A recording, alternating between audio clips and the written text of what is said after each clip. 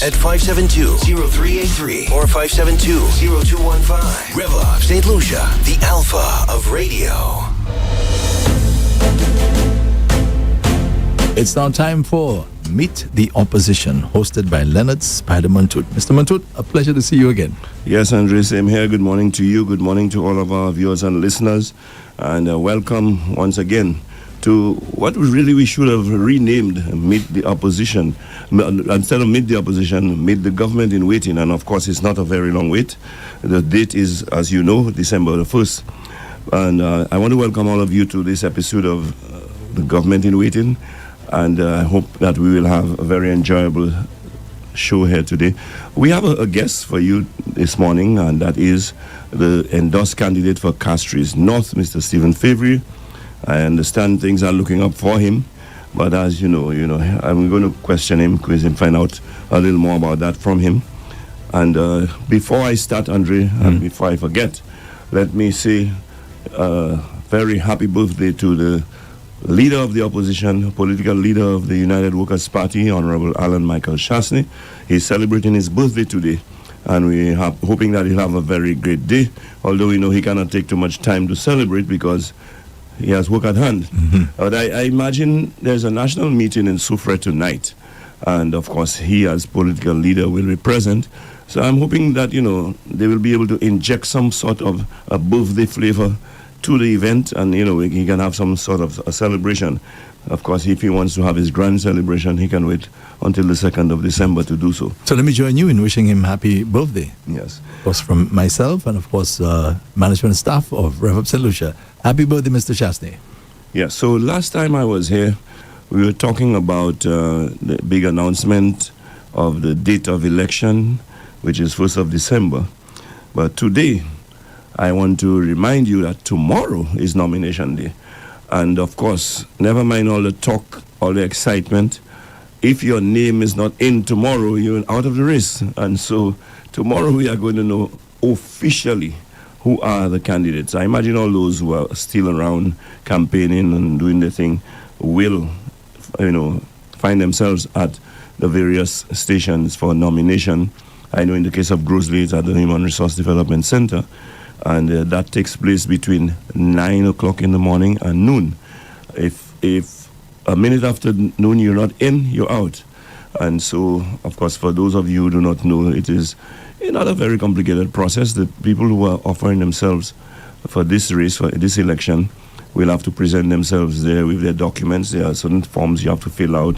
You need your stamps, you need a passport picture, you need your 6 witnesses who must all be registered voters from the electoral district where you're running. And, of course, also importantly, you need to have $500 in cash. They don't accept checks, no credit card, in cash. And that $500, Andre, they call it a deposit. Normally, when you make a deposit, depending on the circumstances, you get it back, when you fulfill, the requirements. But for you to get... Non-refundable? Pardon? Non-refundable? It is, but there are conditions. You must get at least 1/8 of the total votes cast. Okay? So you must get at least 1/8 of the total vote cast for you to get your deposit back. So, if there are 8 votes cast, you must at least get 1 vote. If not, you lose your deposit. That $500 goes to the Treasury. And I think that's probably a measure so as to deter people from wasting people's time. And of course, if you decide to go ahead and waste your time, at least the government is compensated for it. Because the process is costly, they have to print out extra, documents and all of that. So I don't think that it is unreasonable. Even I remember when I first started, it was $250. Along the way, it went up to $500. Well, I do not think that's too exorbitant if you're serious about representing people and so on. While I don't think it should be exorbitant to deter, like independent candidates, for example, and so on. But, so it's the case. So tomorrow is that day. So you'll have action all around the island where the candidates of every constituency will be going to that designated area station to submit their nomination for elections. By the way, is anybody exempt? Yes. Any of the candidates? Yes. Who would that be? Well, if you're a minister of religion, you cannot become a candidate. They will not accept your nomination. if you are a bankrupt, declared bankrupt, you will not. And if you are not a citizen of St. Lucia, even if you're living here, you're not. And if you have dual citizenship of certain countries, you're not allowed. If it is a Commonwealth country, like you have dual citizenship of St. Lucia and Canada, St. Lucia and Barbados, whatever, you can. So those people are bad. I think if you're a convicted felon, you cannot, and if you are not of sound mind, although I don't know how you determine that. So I see so many mad fellas around the face, and they get involved in everything. But if somebody can challenge, and if they can prove, ascertain that you are in fact of sound mind, you are bad. So these people are exempted. And so everyone else, once you're a citizen of St. Lucia, of course you have to be at least 21 years old. So even the Prime Minister has to go for that process? Even the Prime Minister, All right. So, and you have to be at least 21 years old. So that is it. And so at the end of the day, although at 18 you can vote, but you have to be 21 to contest an election. So we are looking forward to tomorrow. It's an interesting day. That is when we'll see how many of the guys who've been talking are really serious. And so the race will officially start. We know it has started a long time. We'll officially start. But I know when I listen to the talk shows, and so on. But before I go into that, let me just say, because last time we were here last Thursday, we had a lot of action on Sunday. The United Workers' Party had a massive rally on the William Peter Boulevard. For my part, I must say it was reminiscent of 2006 for me when Sir John Compton made a return. And of course, the UWP base was highly mobilized, and there was a lot of hyper action in the UWP. People came out in droves. I remember the stage was placed exactly where it was on Sunday, and we had that massive crowd, forming almost like a T, going way back to the city hall, and of course, the two wings going to the post office and towards the bridge. And so I was very impressed. And what impressed me most about the turnout, Andre, is that, I shouldn't say that publicly about my party, but I didn't think that their mobilization was the best in terms of going all out there. I know they don't have the kind of money that SLP has to bring people out, to buy people and so on. And I'm not asking them to do that, but I still think they could have done a better job with mobilization. That notwithstanding, the crowd turned out in droves, in large numbers, despite, Andre, the inclement weather. And we know St. Lucians. A little drizzle, I can't go to work, I can't go to school, I can't do anything. A little drizzle. That reminds me of a story when I first went to England for the first time, not being familiar with what the English weather is like. My cousin took me, to shop down in London. And when we came out of the store, it was drizzling, so I stood under the canopy.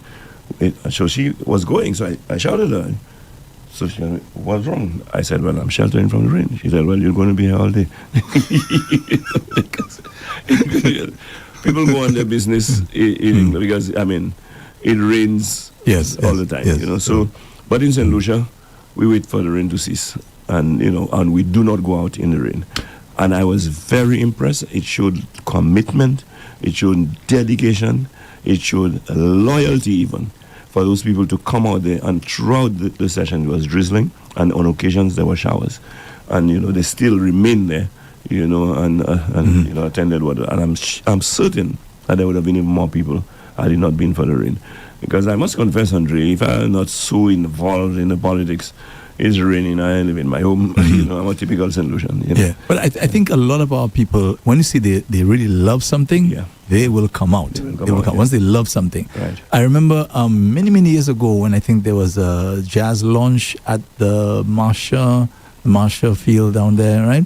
And that night, it was thunder and lightning and flooding, and people thought, well, wow, boy, that wouldn't make at all. Who's going to go there? Yeah. And we were shocked to see the number. Thousands. I think thousands of people still attended. So once you see people love something, it's like Carnival, for example. That's right. But nothing stops. We know there are many carnivals we thought would be rained out, but the people came out in the rain. Exactly. So you're right about that. So, that was heartening for someone like me, I'm sure it was heartening for the leadership of the United Workers' Party to see that crowd. And for those of you who had doubts, and I know there are bandwagonists, Andre, who stay and observe, they stay on the sidelines, non-committal, they will observe who's looking like the winner, and that's when they make their decision. Well, I know, with the massive crowds that the Labour Party had for the launches that they had prior to the market step meeting, some people were saying, well, boy, 17 not and all of that.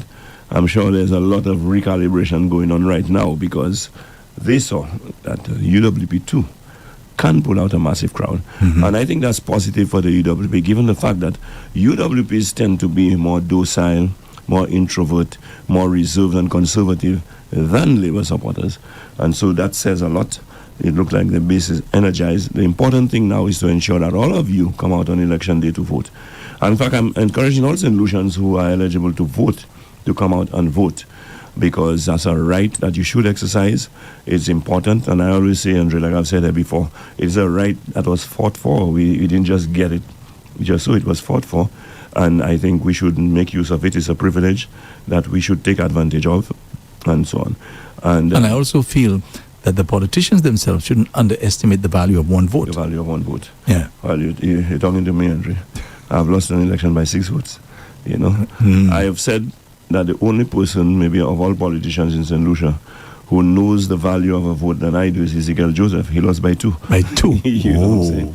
Yeah, so it's important that everyone comes out. And you know, the thing about it, there are those little stories going around about this thing. In my case, there was a 14-seater with about 13 guys who decided on election day to go around the island checking out the action in every constituency. It was a van of UWP supporters. And so they left from early morning and so on. So my people tracking the polls and so on realized that some of the names that they had not voted. When they called some of the guys told them, well, they were in Sufra at the time. It was about 3 o'clock in the afternoon. So they said, okay, well, you'll have enough time to get back to grocery to vote. That's by the win already, man. You know? Now my people believe that as well. So they didn't bother put any pressure on them. I mean, there is one of those guys, even now that I'm done with politics, whenever he sees me, he brings up the subject and he's saying, boy, you know, he's one of the fellas who's really encouraging the fellas, you know. So, and he said, well, he saw the difference that it makes, and that will never happen to him again. He will ensure he casts his vote before he goes into anything. And so I'm saying so to say that, you know, to emphasize the importance of every vote. And I want to say to UWP supporters, usually when you all stay away from the polls, that is when UWP loses. Whenever you all come out to vote, UWP wins. Give UWP that win this time by coming out to vote. And like I said, everyone should go and exercise their franchise, go and cast that vote. It is a right that you should cherish. It's a privilege that you have that you should preserve and exercise. But of course, if you really want to do it the right way, I mean, I'm talking about don't go and spoil your vote, and I'm hoping the candidates are showing people how to vote properly so that we don't have so many rejected ballots, you know. And at the same time, I'm asking them, don't waste your vote either. If you vote for the UWP, you know your vote is not wasted. That's all I'll say for now. So, Andre, and I spoke about UWP. I think it's only fair that I spoke about the SLP. They had an event on Sunday as well. But, you know, that one caused me a little chagrin because they had an event called the Handing Over of St. Jude's. Now, that was fraught with all kind of deception, all kind of deceit and bluff, because the government ministers emphatically stated categorically, and I'm going to quote some of them. Emma Hippolyte said, okay, very early in their term, we are going to complete, commission, and open St. Jude's in 1 year. Those were her words. Sean Edward said that they were going to complete St. Jude this term. The Minister of Health said that they were going to open the hospital before the end of this term. No, before the end of this year, meaning 2025, the end of this year. At the end of the day, the Prime Minister wants, and this is what I find about those guys, you know, the open, bold-faced lies, the dishonesty. I think it's insulting and I think it's disrespectful. Philip J. Pierre to say to St. Lucians, we did not promise you St. Jude Hospital, we promised you a building. Who the hell wants a building from government? For what? Like I said, a building can be a warehouse, a building can be a dance hall, a building can be anything. What we were interested in, and when we talk about St. Jude, what we are focused on is having a hospital, a proper hospital, the one that was destroyed, have it replaced, reopened. And he came with that gimmick, knowing that they had not completed it, and he started giving them a completed building, Yes. But even then, saying that he gave a completed building, yes, I get you. Yeah, someone is trying to call me right now. I get your message. Yeah. So, having said that it's a completed building, that is also not true. The building is not completed because there are still people working on the building. There's still work going on the building. That's another lie, And to compound it, they are saying that they didn't promise that. They did promise it. But you see, if you have failed, admit that you have failed. It's glaring. And I think they put the spotlight on their failure even more. Because let's face it, they had another 11 months to go, if they wanted to. Because 5 years and an additional 90 days, 3 months. That'll take them to October next year. Okay? But they called the election for whatever reason, and I think it had a lot to do with the pressure from the opposition, the stance by the people of St. Lucia, and they realized that the support was slipping away on a daily basis. So they tried to halt the slide by calling an early election. But you did not complete the thing. Now, why they had to lie is because of the amount of pressure and the kind of things they said. I remember Alva Baptiste saying while in opposition, it's about time we reopened the hospital. All the hospital needed was a coat of paint and some chemical, to open it. But you spent 4 years, almost 4.5 years in government. You couldn't find that coat of paint, and up to now you can't find chemical. So that is a colossal failure on their part, and that is the problem with Labour. When it comes to delivering, they have a problem because of their incompetence and because of their poor ability to manage. And so they try to trick St. Lucians, But the time has come. The time has come when St. Lucians must begin to analyze for themselves. Do not take people at their word, especially politicians. Interestingly, I was a politician, I'm saying so to you. Especially politicians, do not take them at their word. Examine what they say, analyze it, evaluate it, and then make a judgment for yourself. Because I don't think the government was able to fool anybody with that stunt that they pulled. But I'll tell you what was most disturbing to me. Because you see, they're talking about it's completed. If it was completed, Andre, like I said on another show, if the hospital was in fact completed, the Prime Minister during the ceremony came and said, well, Alva Baptiste left. He has to go to his constituency. Lisa Jouaille is not feeling well and she's tired. She has to go and rest because she has to come to campaign. And Richard Frederick left early because he's not feeling well. Well, the hospital completed. If you're not feeling well, Andre, you're at the hospital, you're going at your home. Why didn't they check in Lisa Jouaille and Richard Frederick? Why didn't they send them to the emergency room if they're not feeling well? So we don't have an hospital up to now. The hospital does not exist. St. Jude is not completed. But I give St. Lucians the assurance that the UWP will come into office. They will complete the building and carry on with the transition for the hospital to be opened in the shortest possible time. Okay? For that to happen, it means they have to complete the 80-year-old building, which is near completion. They have to complete the 80-year-old building and then move the people. And then, after they know that the people are in a better place than the stadium, decide what they're doing with what the SLP call the box, which I call the state-of-the-art, modern, built-for-purpose hospital that they had begun. It will take more time to complete that than it will take for them to complete the old 80-year-old building now. So that is what is going to happen.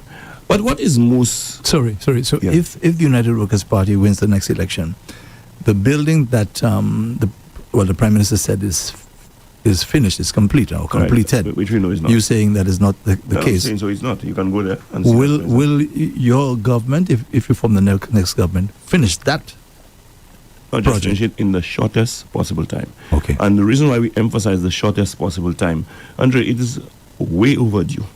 You will agree. 16 years, Andre. The stadium was, we're talking about the old building was not designed for a hospital. The stadium certainly was not designed for a hospital. Besides, the stadium is deteriorating. The conditions there must be really horrible, really atrocious for staff and patient. It's about time they remove them from them, put them in something better. While the 80-year-old building was not built for a hospital and will never be a state-of-the-art hospital, it is far better than the stadium. So we will, at least give them that reprieve for the time being, move them in the shortest possible time. And I keep repeating those words. What do you mean? What do you mean by that? Well, the shortest possible time. Spare no effort, continue. Governments, Andre, when they come, they have to stop everything, carry out investigation. That will not happen. Okay? We go on with the work and complete it as fast as possible. So, and then we're going to look at the other building. Yeah. So eventually, what will happen to the one that is still being 80-year-old building, which we would have spent about $400 million on? We're not just going to leave it there to rot. It's going to be converted into a university hospital where we have training for doctors and nurses. And I think that is a very good plan, if only for providing the cadre of nurses that we need to keep our supply going. And if we have too many, we can always export. Nurses are in short supply around the world. And the other thing is, Andre, as someone who has been in an allied medical field, when you are a student, you have to do your what you normally call your practicals. So you have to do hours in the actual medical setting. So the nurses would have to report to the hospital because you have to go to a medical facility to do it. The hospital is next door. They can get the training right there by going there. But Andre, what it does, it provides more hands. Obviously, a first-year medical student will not carry out surgery and those kind of things.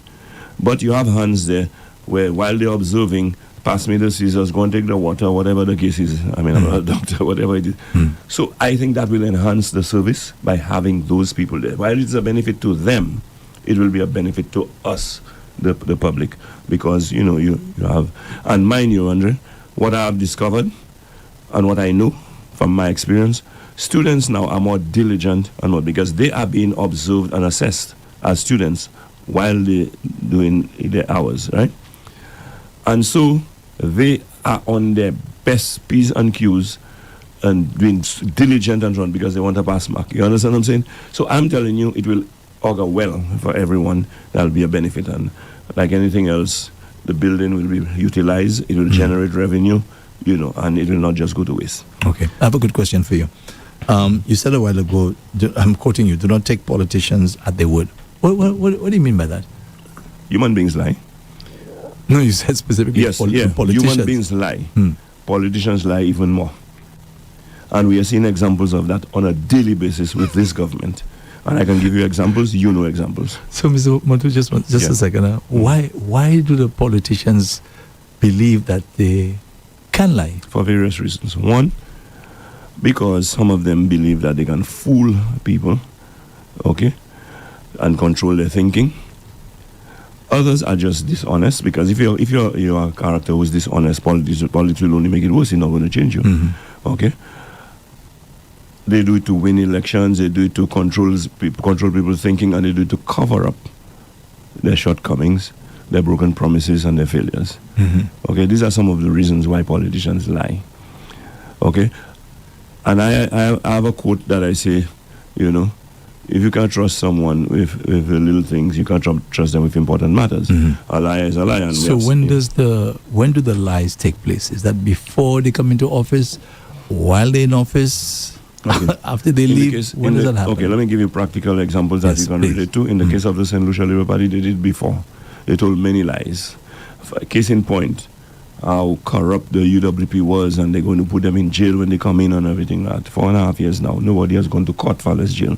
Okay, they're only now trying to pull some wool over people's eye, coming with some phantom allegations and so on. When they're in office, because they know they made promises that they cannot keep, and that they are failing in what is expected of them, they continue to lie. Okay, and that is why I believe the Prime Minister has been telling so many lies over and over. I mean, can you imagine now? Some of them are totally unnecessary. When you see, the worst liar is one who, when is caught, try to get out of the lie with a lie. So, for example, when you asked Philip J. Pierre, did you say that 1,005 would be given to people as relief, what? During COVID, yeah. Financial relief during COVID? He said he never said that. You played the tape, okay? Say, okay, well, I didn't remember I said that. That's what he could have said, even if I would not believe him, but he could have said so. You know, he said he never said it, even when you played the tape to him. I mean, now that is chronic, that is pathological, that is in a different category. You understand? And so it didn't surprise me when he continued throughout his term to tell lies, even up to the end, where he's telling you he did not promise you a hospital, he promised you a building. Why would you promise people a building? Who promises people a building? And what building? You're going to promise people a school, a police station, a hospital, whatever. You don't promise people a building. Most of us have a building where we live, you know. So who's asking you for a building? And so I have another good question for you. Because you didn't say politicians in the Labour camp. You said politicians. You're generalizing, yes, right? Yes. Okay. So let me ask you something now. So if, for example, you're part of a team and you know there are certain politicians who are part of that team, I'm just asking you, right? Say it's happening in the United Workers' Party, right, and you're aware of it. How can you continue working with those people? Well, I will bring it to your attention that it is something you should stop. You see, I will not condone it, I will not facilitate it, I will not encourage it. Because, you see, I want to be comfortable, Andre, and I'm not comfortable just lying to people to their face like this. Now, there's some rhetoric I consider to be banter and bravado and everything like that. I don't consider that to be lies. For example, if you ask me, boy, what do you think the results will be? The fact that on radio talking to them, UWP winning 17-0, just like the Labour Party is saying. I mean, most people just dismiss that. Yeah, right. Fantasy, your wishes, that's bravado. You understand what I'm saying? So I don't really call that a lie. I see it for what it is, you know. But when you start telling people things that you know that are not true, you know, blatantly lying to people, saying something and saying you didn't say it and all of that, that's a different category, you know what I'm saying? And I believe when you do that over and over and you continue to do it, even after you've been caught several times, it tells me you do not have respect. You don't have respect for the populace, and that you're underestimating their intelligence, and that you are in fact insulting their intelligence to think that you can get away with those things. Now I think that is, you got many things that the Labour Party has to pay for. That is one of them. I think St. Lucians were just tired of all the bluffs and all the lies and so on, and they will pay for. So that's why I say all politicians should be scrutinized closely. In fact, in general, Andre, you know, you can be deceived and be fooled mostly and most easily by those you trust. It's when you trust someone, you know, on face value, they can deceive you, they can betray you. Now, our government has betrayed us on many counts, on several occasions.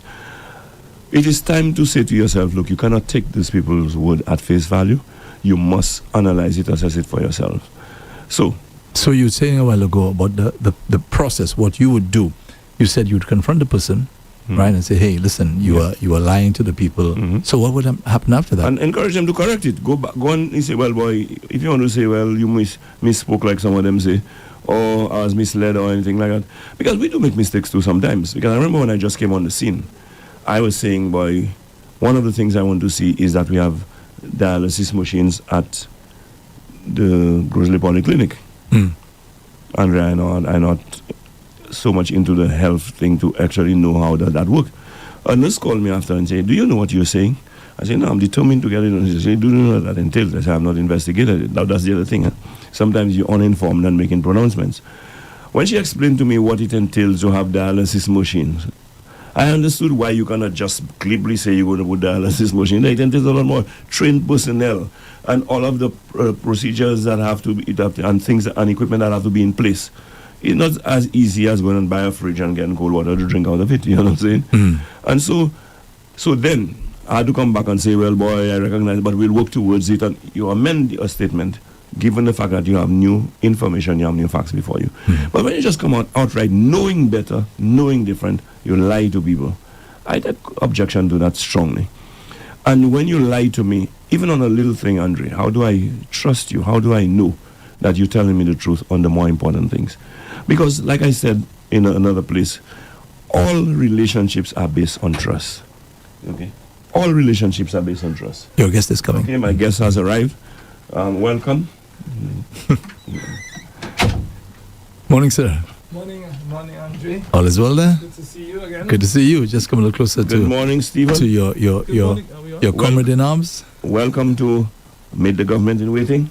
Thank you so much. It's a pleasure to be And, here. It's no- a pleasure again to Sorry. see you, Andre. Nice to see you. Ladies and gentlemen, this is Stephen Favre, the endorsed candidate for the United Workers' Party in the upcoming election in the constituency of Castries North.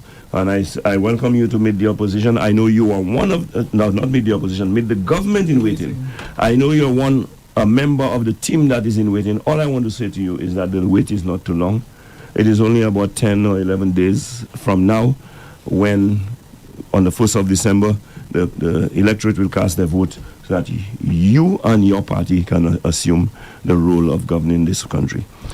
You know, but before I bring you in, Stephen, we were just having a discussion here about dishonest politicians. Now, I used to hate it when people just make carte blanche statements. You know what I'm saying? All politicians are liars. I will not say that because not all politicians are liars. But you you put a twist to it. Yeah, I say do not take any politician as their word. Right. I say analyze what they say, assess it, and make your judgment. That is my position. Now that I'm a lay person, an ordinary person, when you speak to me, I will question what you say. I will analyze what you say and evaluate it, and I'll research it if I have to make a judgment. I will not just go based on what you say. And I'm telling you, if I sound paranoid or skeptic, I sound like a skeptic, the government of the day, St. Lucia Labour Party government, has given me ample reasons to be that way. The amount of lies we heard in the last 4.5 years, just blatant, bold-faced lies, spearheaded, worst of all, by the leader of this country, the Prime Minister, Philip J. I have another program, a talk show, like it is, Andre, and I have a segment, imagine I have a segment called SLP, Secret Lies and Propaganda of the Government.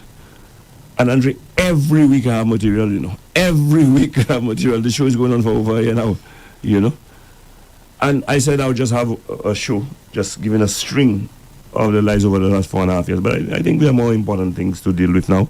I would rather highlight what Stephen and those guys are promising us that they're going to do for us, and so on. But before I bring in Stephen, Andre, let me just say we were talking about last Sunday, and the facade, the charade, the stunt, the sham that was pulled on us at St. Jude's, telling us they didn't promise a hospital is a building, and so on. You know what's worse about it, Andre? Philip J. Pierre and his party use government, state resources to stage that SLP rally at St. Jude's. You saw everybody there in the red, didn't you? You heard political, partisan statements being made there, didn't you? Whereas it was a government-funded, a government-financed activity. That is wrong. In a democracy, we cannot have that. I've been complaining about that. You've heard me before, Andre, where I'm saying that these people have to draw the line between state and party. You cannot use state resources and state institutions to advance your partisan political agenda. That is wrong. You know, and these are all the reasons why I must get rid of those guys, because they do not respect the principles of democracy. They violate all the tenets of the democracy, and they're eroding democracy gradually. They have hijacked you all already, Andre, the media. Okay?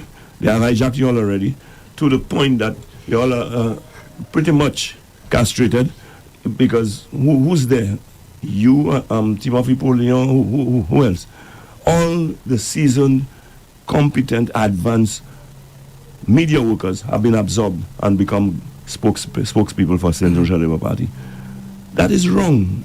That is wrong. And St. Lucians have to recognize the danger in that approach. And that is a party that wants to have a one-party state. They want to just control, they want to rule, and to be able to do as they please. They even violate some of the requirements of our constitution. This is a party that has appointed a senator who is employed with government. I'm talking about Silas Wilson. Okay? They had him as a senator while he was working for government. That is against the law. That is a party. The Constitution requires that you have an integrity commission. So that Stephen is coming here right now. Whatever kakada, whatever wealth he has to declare it, his assets and his liabilities. Declare it to the Integrity Commission. So that if by next year, Stephen will win his election, he will be a member of cabinet. By next year, we see Stephen owning hotels, Lamborghinis and everything like that. We have to find out if it's his father and mother who pass on inheritance to him, if he won the lottery, or if it is our money. The way we can find out is by those checks. You know, for almost a year, they did not constitute an integrity commission. For almost a year. I mean, are you telling me you're facilitating politicians and public officials to be crooked and to get away with being crooked? You know? And that happened at a time when the population of St. Lucia were asking questions about members of government, especially the one in Grosse Ile, Kenson Kazimi, who became wealthy, became a multimillionaire in 3 years, you know.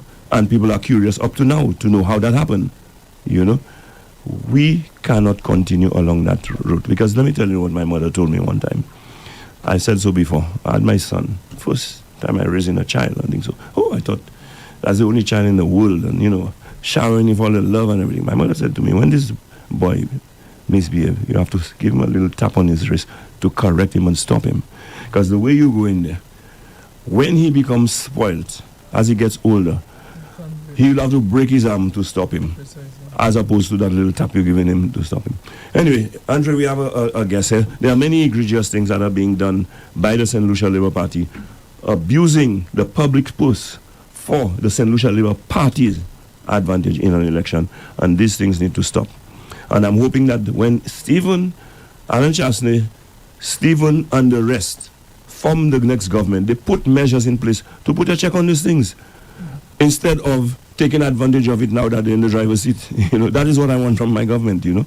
And so, Stephen. So just a quick question. So, Yeah. who is the government accountable to then?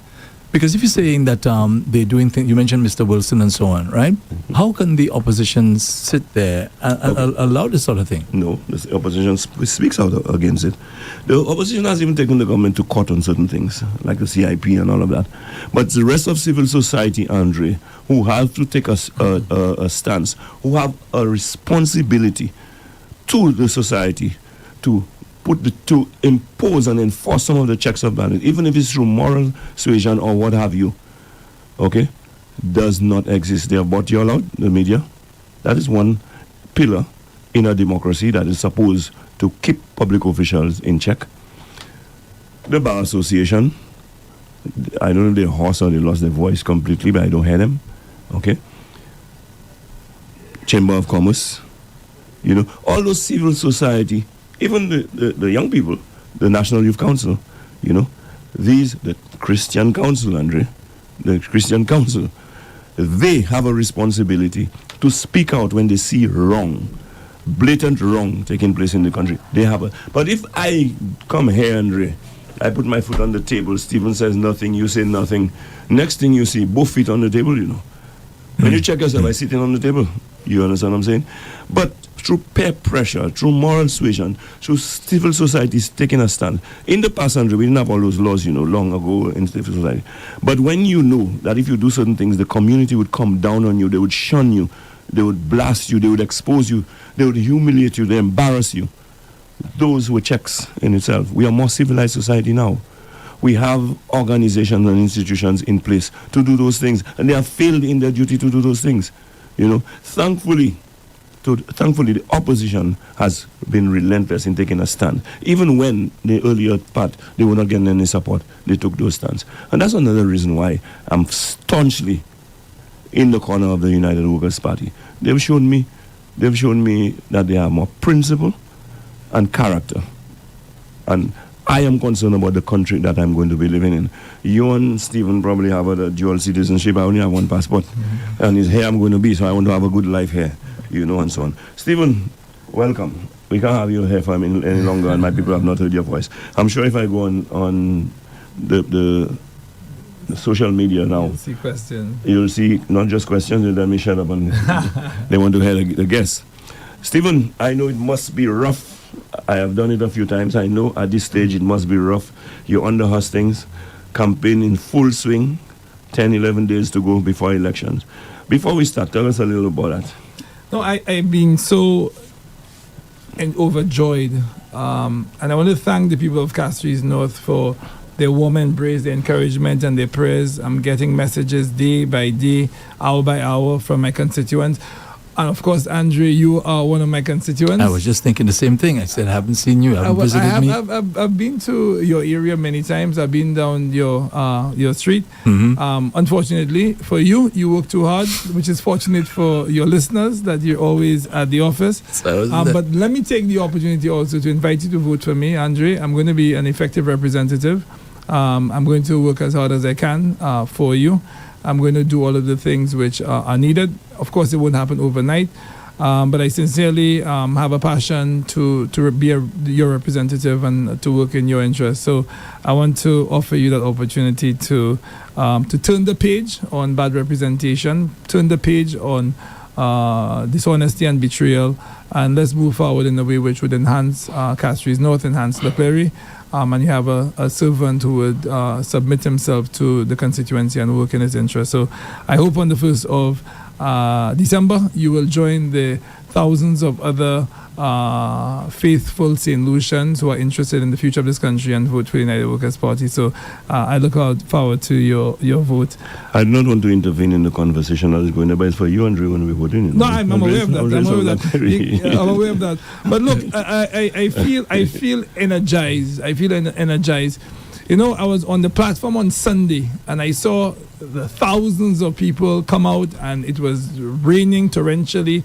And I was concerned early in the day what the turnout would be like. When I saw the thousands of people in the rain, dancing, chanting, encouraging us on, it made me reflect on this film, or at least the name of this film, which I'm sure, Spider, you may have seen, Waiting to Exhale. You heard about St. Lucians are waiting to exhale.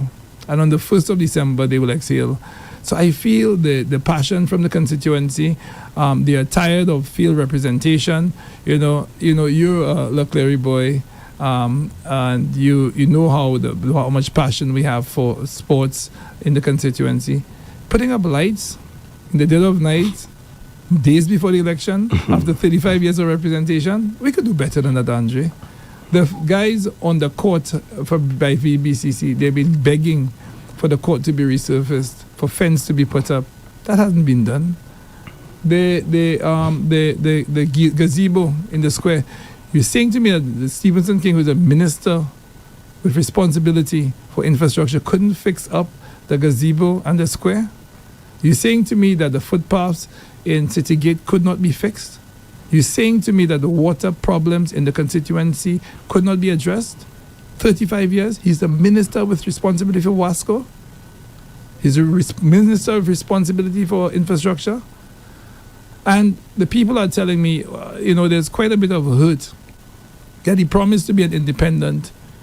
But he's telling people that he's blue. But everyone in St. Lucia, including himself, that know that blue is actually red. So come straight. Say to St. Lucians that I am on the platform of the Labour Party. And that's fine, that is his right. But why would he insult St. Lucian's intelligence again? And that perpetuates a betrayal. And that is why I'm trying to bring back hope and trust in politics. A man like Stephenson King could lie to people and tell him that he's independent when he's part and parcel of a Labour Party strategy. He's been promoted on social media by the Labour Party. His campaign is supported by the Labour Party. He's in the belly of the Labour Party, and he's telling the people of Castries North that he's independent after he betrayed them already. I mean, look, that is putting the lust for power over the interests of people. And Andre, I could tell you something now. I will never do that. My integrity, I would lose instead of doing that. I'll say it publicly. I would lose instead of doing that. I don't need to win that much to go to ladies and men who are looking for a brighter future for their children and tell them that I am something I'm not. If you're red, tell the people you're red. You go and put up lights by the field. You're fixing roads in the dead of night. You're fixing roads in the dead of night after 4.5 years. There's a name for that. It's called desperation. But before we continue, let me just say my co-producer, Teddy, is waiting for you to deliver something to you, so please see him. Sorry about that. So I think that St. Lucians are waiting to exhale. The people are with us. We are really overjoyed by the level of support. And we're working hard to spread a message of unity. And I've said this before, if you are blue, if you're a patriot, or you are red, and you want progress for the country, you want progress for your constituency, you want progress for your community, I'm your guy. The only, let's say, qualification is that your heart is interested in moving the country forward, and you're determined to work in the best interest of the constituency and the country. If that is your hope and dream and expectation, whatever you voted for, whoever you voted for, vote for Stephen Favory and vote for United Workers' Party. The other side have failed. You know, Stephenson King is the Minister of Responsibility for Infrastructure. Look at the state of our roads and the traffic congestion. He's the Minister with responsibility for water. And boy, I'll tell you something, the people of Mondodo, people of Kareli, people of Chase Gardens, they're waiting for him. Water supply has never been worse. Minister with responsibility for Wasco. He's a minister with responsibility for ports. SLASPA has been disemboweled. SLASPA has been disemboweled. Let me break that down. Has been ripped apart and emasculated under his ministry. The assets have been sold to the lowest bidder in a deal that nobody knows or understands. The people of Leclerc found out on this show, you were sitting right here. Well, I hope that he was not sitting on this chair, but he was sitting right here when he said that he had entered into a deal with the investor for the Leclerc lands. He has not the courtesy or decency to tell the people of Leclerc his intentions for that land, which many people remain interested in. The people in VG, he sits in cabinet. There was cabinet approval and DCA approval in principle for the construction of a massive hotel on VG Beach, obscuring the view that the people there cherish so much, destroying the nature of the space without consulting the residents of VG. How could that be? Is that representation? That is when you put your personal interest over the interest of people. And that is not what representation is about. And I could assure the residents of Castries North that I will consult with them, I will work with them, I've heard their cry, and I will do better. We can do better. So I'm excited. Yeah. The people have listened, the people are hearing, and the people are pushing and egging me on. So last night I had about 3.5 hours sleep. The same may be true tonight, but I'm fighting for the people of Castries North. I'm fighting for a change that will improve their lives, get rid of this betrayer, someone who has, let's say, brought politics further into disrepute and is desperate to remain in power, not for the people, but for himself. Yeah. Well, you spoke of Stephenson King, and that's the thing. I spoke to Andrea about lies and betrayals on the part of politicians. Stephenson King in 2021 said that he was being ill-treated so badly in the UWP. I was a cabinet member, and I can tell you that's a blatant lie. If anything, Alan Shastney may not want to reveal internal business of the party and even the cabinet, but he will tell you that I said to him that I felt he was giving preferential treatment to Stephenson King, and I still hold that position. Okay? Yes, his explanation, his response to me, well, the man is a former prime minister and a senior member of the party. I get that. But the kind of special treatment he was getting, and that same guy turned around and said he was being ill-treated and that he left and he's going to be independent. There are UWPs who are loyal to him. They know what independent means. So they voted for him still through loyalty to him as UWPs, only to find out that he had entered into a transaction with the St. Lucia Labour Party to pass on their votes to the St. Lucia Labour Party. The day after election, he became a member of the cabinet of Philip Japier. Why didn't you disclose that? Are you telling me he did not know of that? I said it before election, that was the deal. He knew that was the deal. Why mislead people? Now, you think the people are so stupid in Castries North that they will allow themselves to be fooled by Stephenson King again? UWPs who are true UWPs who do not condone, follow or accept the doctrine and the principles, the philosophy of St. Lucia Labour Party will not allow themselves to be dragged into that once again. They will return to and I'm telling you, Stephen, You will be the beneficiary of those votes, of those people who will betrayed. They will. You can fool the people sometimes, you can fool the people all the time. So Mr. Mansur, Yeah. what does that special treatment look like? Okay. He, first of all, now, you may tell me that optics is more than that. He sat beside Alan Chasney in cabinet, next to him. He sat, now that one you know, because you can go back and check the footage. He sat beside Alan Chasney in Parliament. That one everybody can tell whether or not I'm lying on that one. You can go and check it out, okay? And you can ask the other members of cabinet where they sat and where Stephenson King sat. Every major decision or anything like that, he was consulted. Many major negotiations, he had him with him. Now, I'm not saying he should not, because he's a senior guy. He was former prime minister and so on. And I must tell you, I had the biggest constituency, well, most populated. Bradley will tell you he has the biggest, but most populated constituency. When it came to resources, Stephenson King was unfairly treated. Stephenson and Estefan were unfairly treated compared to me. When I say unfairly treated, I mean, you can give those guys the same amount that you give me. And I quarrel about that every day. They can tell you, when Gil, all of them used to joke me and so on, Estefan felt I had something against him. Because my mantra was that we must have equity. Okay? Equity. Because you see, equal shares does not mean that you get your fair share, you know, Andre. Andre, look at me, you and Stephen. I'm on my height, my size. You're going to tell me each of us getting one loaf? Because I have to get 2 loaves. I have to get 2 loaves by virtue of my size. I deserve 2 loaves. You understand what I'm saying?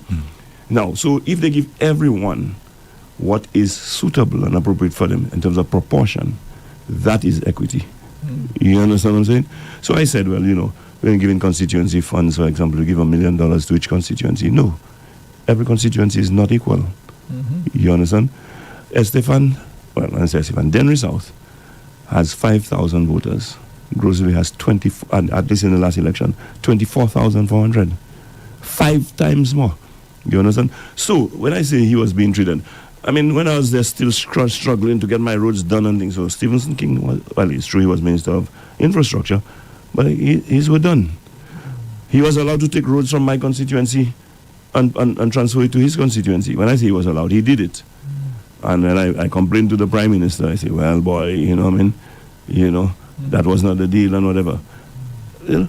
And then the man will turn around and say he was ill-treated, he was badly treated and so on. You know? I resent that kind of bold-faced blatant lie. If you have a problem with Alan Chasney, just say that. If you have a problem with the fact that you lost the leadership to the guy and you were hoping to be Prime Minister and you can't get over it, say that, you know? But then, you remember when sorry about that, when Custody Suites was demolished, right? I remember in an interview, he was asked by a reporter, did he know anything about that? And he said no. He knew nothing about it. Right. Now, don't you think maybe in his mind that's what he probably meant? You know, made those major decisions you spoken about earlier, that he was not. Well, the question I'm asking you, was that true? Oh, you should tell me. Well, I'm telling you it was not true. He knew about it. These things, I knew about it, but I don't get involved in those things. I have my ministry to run and my constituency to see about. Okay, they're going to be, it was said in cabinet that they're going to carry out this and that and that. I cannot take on everything and so on, but it was said to us. But Andre, I think it's also to look at this gentleman's pattern of behavior.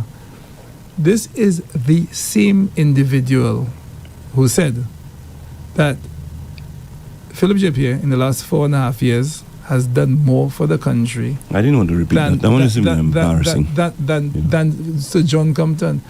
Even Labour Party supporters were outraged at that statement. To compare Philip J. to John Compton is... So this is a man who will say anything. He would do anything for power. Now, I want to say he something would say else. And that's also the same, if I may Go ahead. be permitted. And that is why he's trying to convince people in Castries North that he's independent, that blue is blue. Blue is red. If you vote blue, you vote red. And it's okay. People know that now. It's okay to do so. But tell people you're red. Just tell the people you're red. So I'm inviting all United Workers' Party supporters who have previously given Stephenson King their support, come back home. A vote for Stephenson King is a vote for Philip J. Pierre. A vote for Stephenson King is a vote for Ernest Hilaire. A vote for Stephenson King is a vote for Bebe Kenson Casimir. If that is what you want, Richard Frederick. And Richard Frederick. A vote for Stephenson King is a vote for Richard Frederick. Be clear, Stephenson King. Do not try to deceive the people.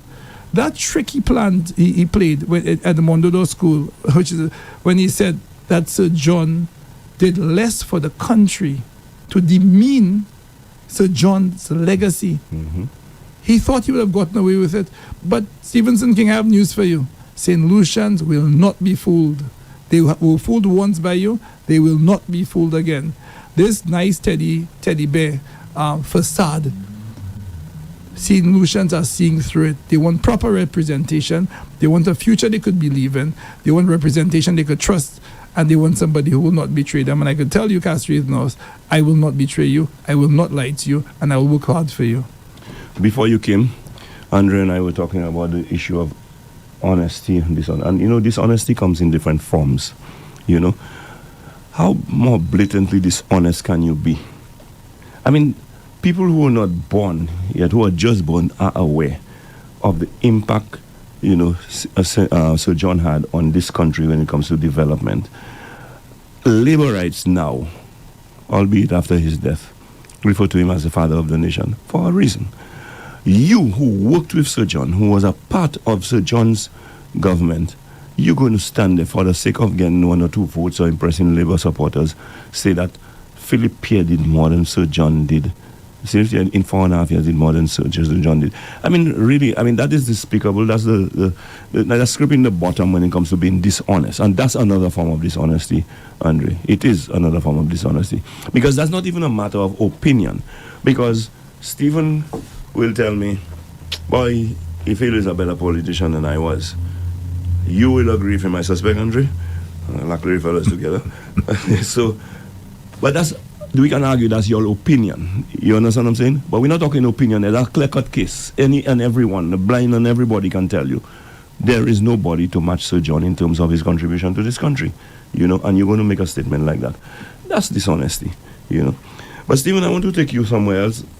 But before I do, is there any other matter burning matter you want to touch on? Well, look, we're having a meeting in Leclerc on Saturday evening, and I want to invite everyone from Castries North and beyond to join us.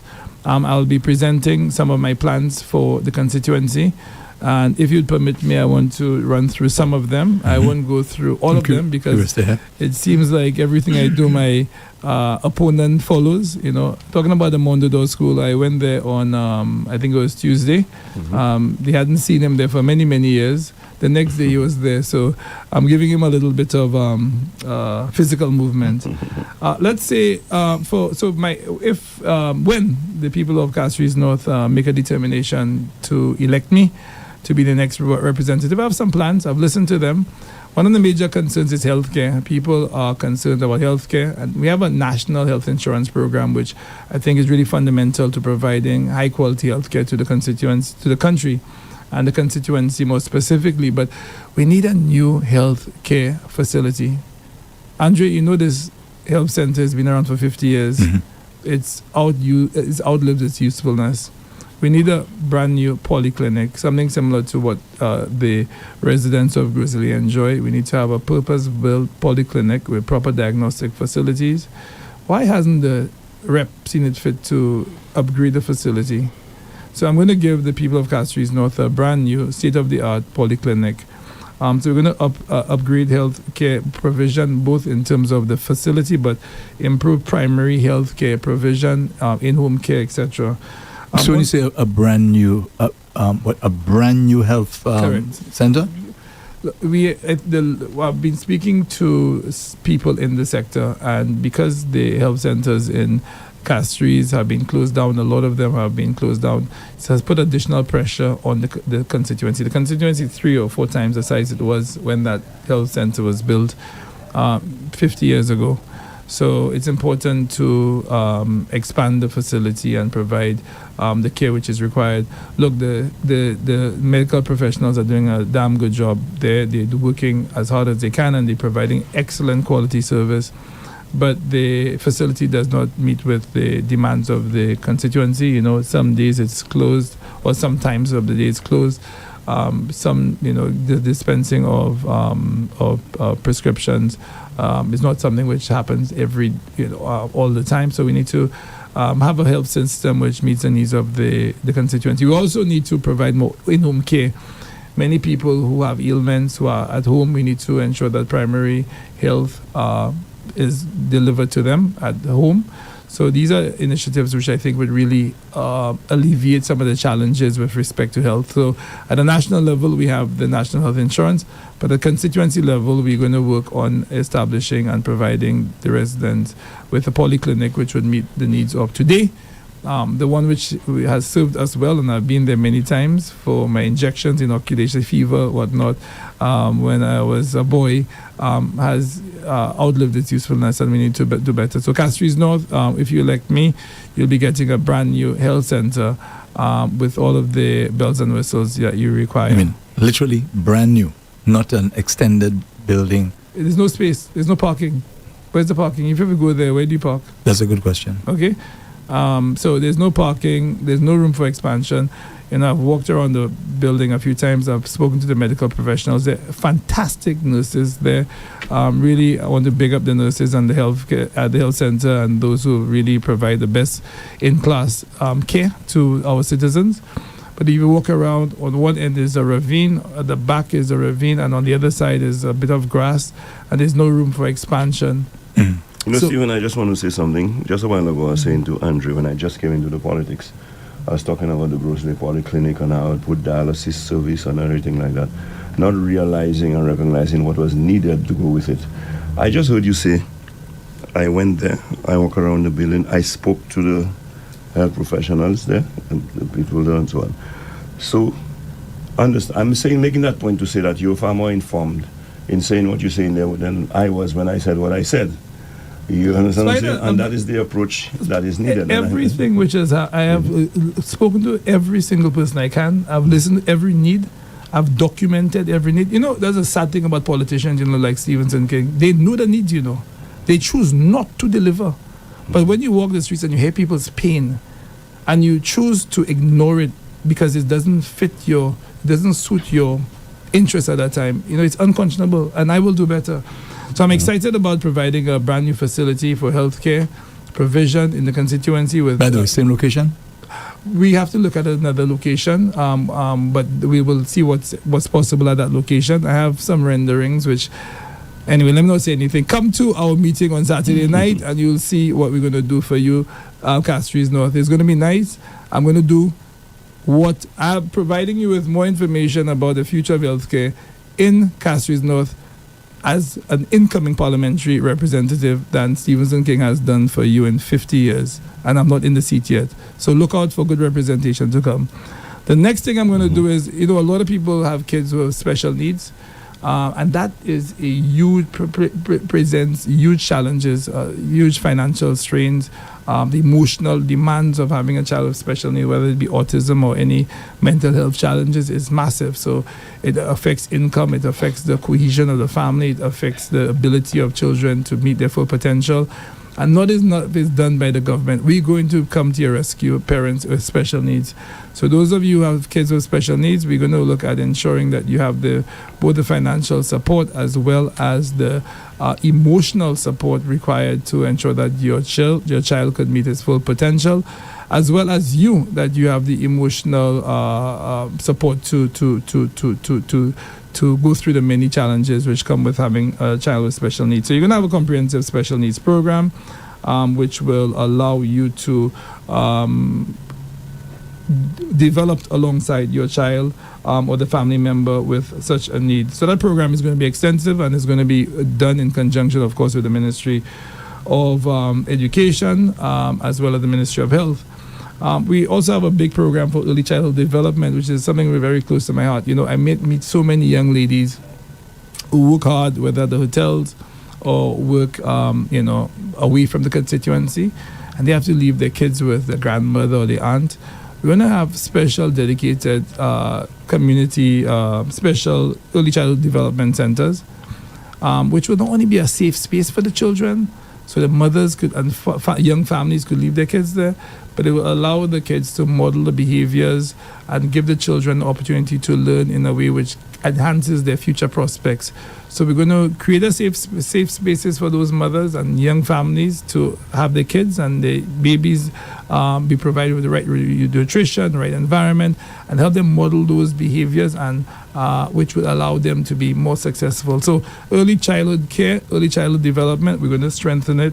Now there are already places which do that, like Auntie Pinky, who has done a fantastic job in the constituency, but we're going to extend it to more families and more young ladies. So the young ladies, the young women in Castries North, single parent or not, I am coming to your rescue. I'm going to do for you more than Stevenson King has ever thought of doing for you. Sports. Let's go to sports, Andre. I may challenge you, Andre. I say to you, and maybe you may differ, we have the best athletes in St. Lucia, footballers. Right? We have the best footballers. We have some great athletes. Now, let me give you the irony of this, right? I cannot think of a place with worse sports infrastructure than Castries North. I'm going to give you a moment to think about it. Grosley has better sports infrastructure. Castries East, better sports infrastructure. Miku, Denry, Soufre has the ministry. Viewfort. This man, Stevenson King, it is unconscionable. He was Prime Minister. He was Minister of Sports, Minister of Infrastructure, Minister of Health. And we have the worst sports infrastructure on the island. I challenge you to that. He was also Minister of Sports at one time. They said sports as well. Worse. The basketball court, which is, I know, VSADC, VBCC, but that is a shambolic mess. And he's been lying about when it'll be fixed, and he's done nothing about it. It's shambolic. Let me ask you a question. Do you think that a potential MP for a constituency, as in your case, ought to automatically know what the people need or want? Or is it the people now have to say to the MP the things that they require? Well, what do you think? Have you walked close to Falcon Mart? Yes, of course. Have you looked at the fence? Do I have to tell you to fix that? Okay. No, do I have to tell you that the fence which has fallen over 4 years ago, you need to fix it? Do I have to tell you that the basketball rims which have fallen over, that you have to fix it? It's something in your mind doesn't tell you that these young people who are waiting to play basketball or care about the constituency or want to perfect their potential in that discipline are waiting, and there's a missed opportunity for them? Something that won't tell you that? Stevenson King drives there every day to his office. He drives there every day. He's good at the politics, but on delivering, he's not good. It never occurred to him to put bleachers up and change rooms on the football field in Leclerc, or change rooms so the women who play football could have the dignity of changing in a proper change room rather than going to the bush or asking some neighbor to use the bathroom to change. Stevenson, I have to tell Stevenson King that? Andre, seriously? And you guys going to vote for this man? Seriously? It took you 35 years to put up lights on VG on Leclerc Field. 35 years? No change room, no toilets, no lights. Somebody has to come to that. We have the worst sports infrastructure and the best footballers. So could you imagine if we had a program with to enhance the infrastructure, sports infrastructure, which I will do. Castries North will be a center for excellence in sports in this country. We're going to be the center for excellence for sports in St. Lucia. We'll give Grosley and Marcella, who is going to win Grosley handily, the big sports. Beausejour, let her have that. She's going to do a fantastic job. Marcella will have the nice big ones. I want the small ones. The clubs, we will be able to do the clubs. We'll be the best at club sports in St. Lucia because we have the talent, we have the history, we have the institutions. We have to build up VBCC. We have to build up the sports infrastructure, get the training, get the wraparound support. Nothing has been done for the young people. But now, at 5 minutes to midnight, you're putting up lights. Come on. But you know what, Andre? The people are seeing through him. The people are seeing through him. And they're telling me that they're seeing through him. So it's too little too late. Castries North is going to be a center for excellence of sports development in this country. We're going to specialize in football, basketball, and track and field. We're going to push the ball forward, as they say, on sports development in St. Lucia. And of course, the fields in Agard, which which didn't have lights until a few days ago, we will ensure that we put the requisite facilities there. The Boapatat Court, Boapatat, Mondador, love you. Odlum City, love you. We're going to fix that court. It is a mess. It is embarrassing. Stephenson King is the minister with responsibility for infrastructure. And the playing facilities are some of the worst you could find anywhere on the island. So we're going to have proper sports infrastructure. We're going to make Castries North a center for excellence. I'm going to see of course, I'm going to speak to the incoming Prime Minister, Alan Chasney, to see how we could uplift or strengthen the support to VBCC, which is doing an outstanding job, so that they have the resources to respond to the needs of the constituency.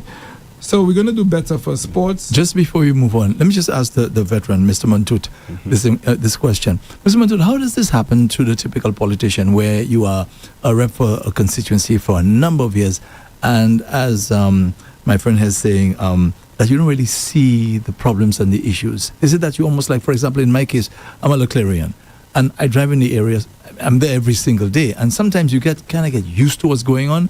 Is a politician allowed to fall into that trap? You're not supposed to, because how does he stay on top of things? Well, by first of all being in the community, interacting with the people in the community. But Stephen just said that he's there every day. But no, let me, if I may, Spider. First of all, you have to have a heart and you have to care. That's the first thing. That's the first thing you have. If you have a heart and you care, you will see it. If you care more about going to nice restaurants up north and traveling and spending time in your friends' homes in Miami, you're not going to see it. If the profile of politics is what you care about, you're not going to care about the needs of the people. So you have the first qualification. People talk about my academic backgrounds or my background or what I did before. Yes, okay, it's all well and good, and I hope to bring all of those skills to bear. The first thing a leader or somebody putting themselves up for public office needs to have is a good conscience and care. If you don't have that, you're in the wrong business. And I'm telling you, what I've seen, there is no way Stephenson King cares about his constituency. He plays politics. He gives a few people enough to keep them happy, and he doesn't care about the rest. That's a fact. He does not care. Because, by Spider, I was in Sunbuilt on Saturday with my canvassers, and if I was not with my canvassers, if you want to verify what I'm saying, I knocked on the door, and a 94-year-old lady, she was on her couch. She told me, come and sit down. She said, I cannot vote for you because I'm too weak and too frail. I said, okay. She said to me, I have an envelope on the table. Open it. A bill from the hospital, medical bill, $5,700. She was sick. Well, and she was presented with a bill for $5,700. How? You see what I'm talking about, Andre? You telling me these people care? You telling me Labour Party? You telling me Labour Party and Stephenson can care? How could you present a 97-year-old woman with a bill for that kind of money? No, but hold on, Andre. What has the SLP been saying as far as they care about people? No, they said that when 80-year-old you exempt. Mm-hmm. But you know what Philippe will tell you when he come here tomorrow for meet the minister? He said 80, he didn't say 94. That's what he'll tell you. And how old is this debt? I don't know. But she asked for support. We'll see what we could do. But because it's possible that could have happened before. No. She had just come from the hospital. She had just come. Well, you didn't have the time of UWP because we forgave all outstanding debts when we were there. Mm-hmm. And what I'm saying to you is that a 90-something-year-old, you're going to give her a bill. Andre, let me tell you something. That can probably kill the woman quicker than the ailment that she has, Because what is her source of income? Where's she getting the money from? But you're going to bluff people into telling them there's free health care for people 80 and over. And that's what I've been saying. Bluff. So that does not exist. I know 80-year-olds who have to pay for their medical. So for sure. And I've seen it time and time again. So another thing, I'm going to do some special support for retirees and elderly. A lot of the demographic in the constituency suggests that many people are at more advanced in age. These people, some of their kids are working or away. We need to be there to support them. I know there's the in-home care, which is being provided, but sometimes some people need a ride to go to the hospital, go to dialysis. They may need some things done in town administratively. There's no transport, there's no support. So we need to take care of the elderly and retirees and give them the support they need. We will create a register of those needs so that we could best respond to those needs, anticipate them as well. We're going to do better for infrastructure. We need to, and I know, again, I'm going to be pleading with my colleague Tommy Descartes, who is the incoming Minister of Finance, and Alan Chasney, who is going to be my Prime Minister. We need resources for infrastructure. Too many areas with improper footpaths, too many areas with improper drainage. I was in BZ last night having a meeting, and the lady there in BZ Park, and again, another complaint about inadequate and insufficient drainage. People's houses, the foundations are being compromised. So more bus shelters. Again, simple things. No bus shelters in BZ. No bus shelters in some parts of the constituency where they've been clamoring for it. Better parks, footpaths, retaining walls. Really critical infrastructure which has been neglected in the area. So we're going to do more for infrastructure, help people out, address those concerns. So that'll be done. We'll have a comprehensive plan to address these needs, and I'm so excited that we could do more for people in their homes. Mr. February, how far does the Castries North constituency extend? How far? It is big. So we start in Armandale and Union Hilltop in the north, and then if you want to drive, Armandale by the zoo. So you drive through there, then you actually could go left towards Balata. So it stops at Balata Mondodo, which is at the bottom there by the bridge. And you could drive back up, and then you go through Agard, go the entire Agard. You don't turn left into Bocage, but you go down the Mondodo, which is, again, big up Odlum City right there, Forgotten Boundaries straight down. Then you have parts of Mondodo, at the upper part of Mondodo. Then you also have some of Boapatat. And then coming back up, you have Upper La Panse, you have Caribel, down into La Clery. And then you go down to La Clery, go straight down past the church, straight into the Calle, then in front of Jean-Marie's gas station, and on keeping to the front of it. And then back through Calvary, down. So you have La Panse, and then you have Waterworks Road, Upper Waterworks Road, Cedars, Sunbelt. So it's vast. So it's the boundaries are irregular, but it's as far south as the Convent, Sunbelt, Cedars area, and as far north as Union. Wow. That's almost like bordering Castries southeast. Because you said Waterworks Road, that is next to the Marsha Road there, which is supposed to be Castries East, yes. Yeah. It's Castries East. It borders Castries East. It's Castries Central, Babono. Sorry, Castries East. I meant to say. I'm sorry. It borders Babono, Castries East, Grosile, Castries Central, and I don't think it Castries South East, but certainly Castries East. So that's why I asked the question earlier. How does an MP serve, or service, if you will, a constituency that is so huge? I'll answer again. You have to care. If you don't care, you don't do it. And you must remain connected, Andre. You have to care. You have to care. Yeah, you must remain connected, and you must care. Yeah. But how do you remain connected? You can tell us because you're a veteran. How do you remain connected? Because you're one person. Okay. You have a number of ministries. You keep going around, and you keep meeting people. Because the other thing, when I say about meeting people, there are some things that will not be immediately obvious to you, Andre. You, for example, who drives. I take the bus. It will not occur to you that, boy, we need a bus shelter in that corner there, because it just does not go down on you. But I, who have to stand there sometime when it rains, I have to stand there sometime when it's sunny, and so on, I recognize the need. So I bring it to your attention, and then you say, okay, yeah, that makes sense. You go and check it out and so on. But for you to do so, you have to care, like Stephen said. You must have a conscience. You must have a feel for the people. You must care. And that is what makes for a good representative. But when when politicians care only about the votes, only about winning elections, only about politics, that's a different thing. And that's the way of the Labour Party, which I noticed Stevenson King has quickly adopted. Okay, he cares only about politics. Because the things he says, even like about Sir John and so on, that's a political statement to try to pander to voters and so on. You know that is not true. You don't say things like that. That's an insult to people. And for you to tell me you only put in lights on a field after you've been the parliamentary rep for so many terms, you only put in lights now because you need their votes for an upcoming election. You know, you must care not about the vote and about power. You must care about the people. Question again. You know, because you have some form in the fact that you are planted in your constituency, you're planted in the Clary.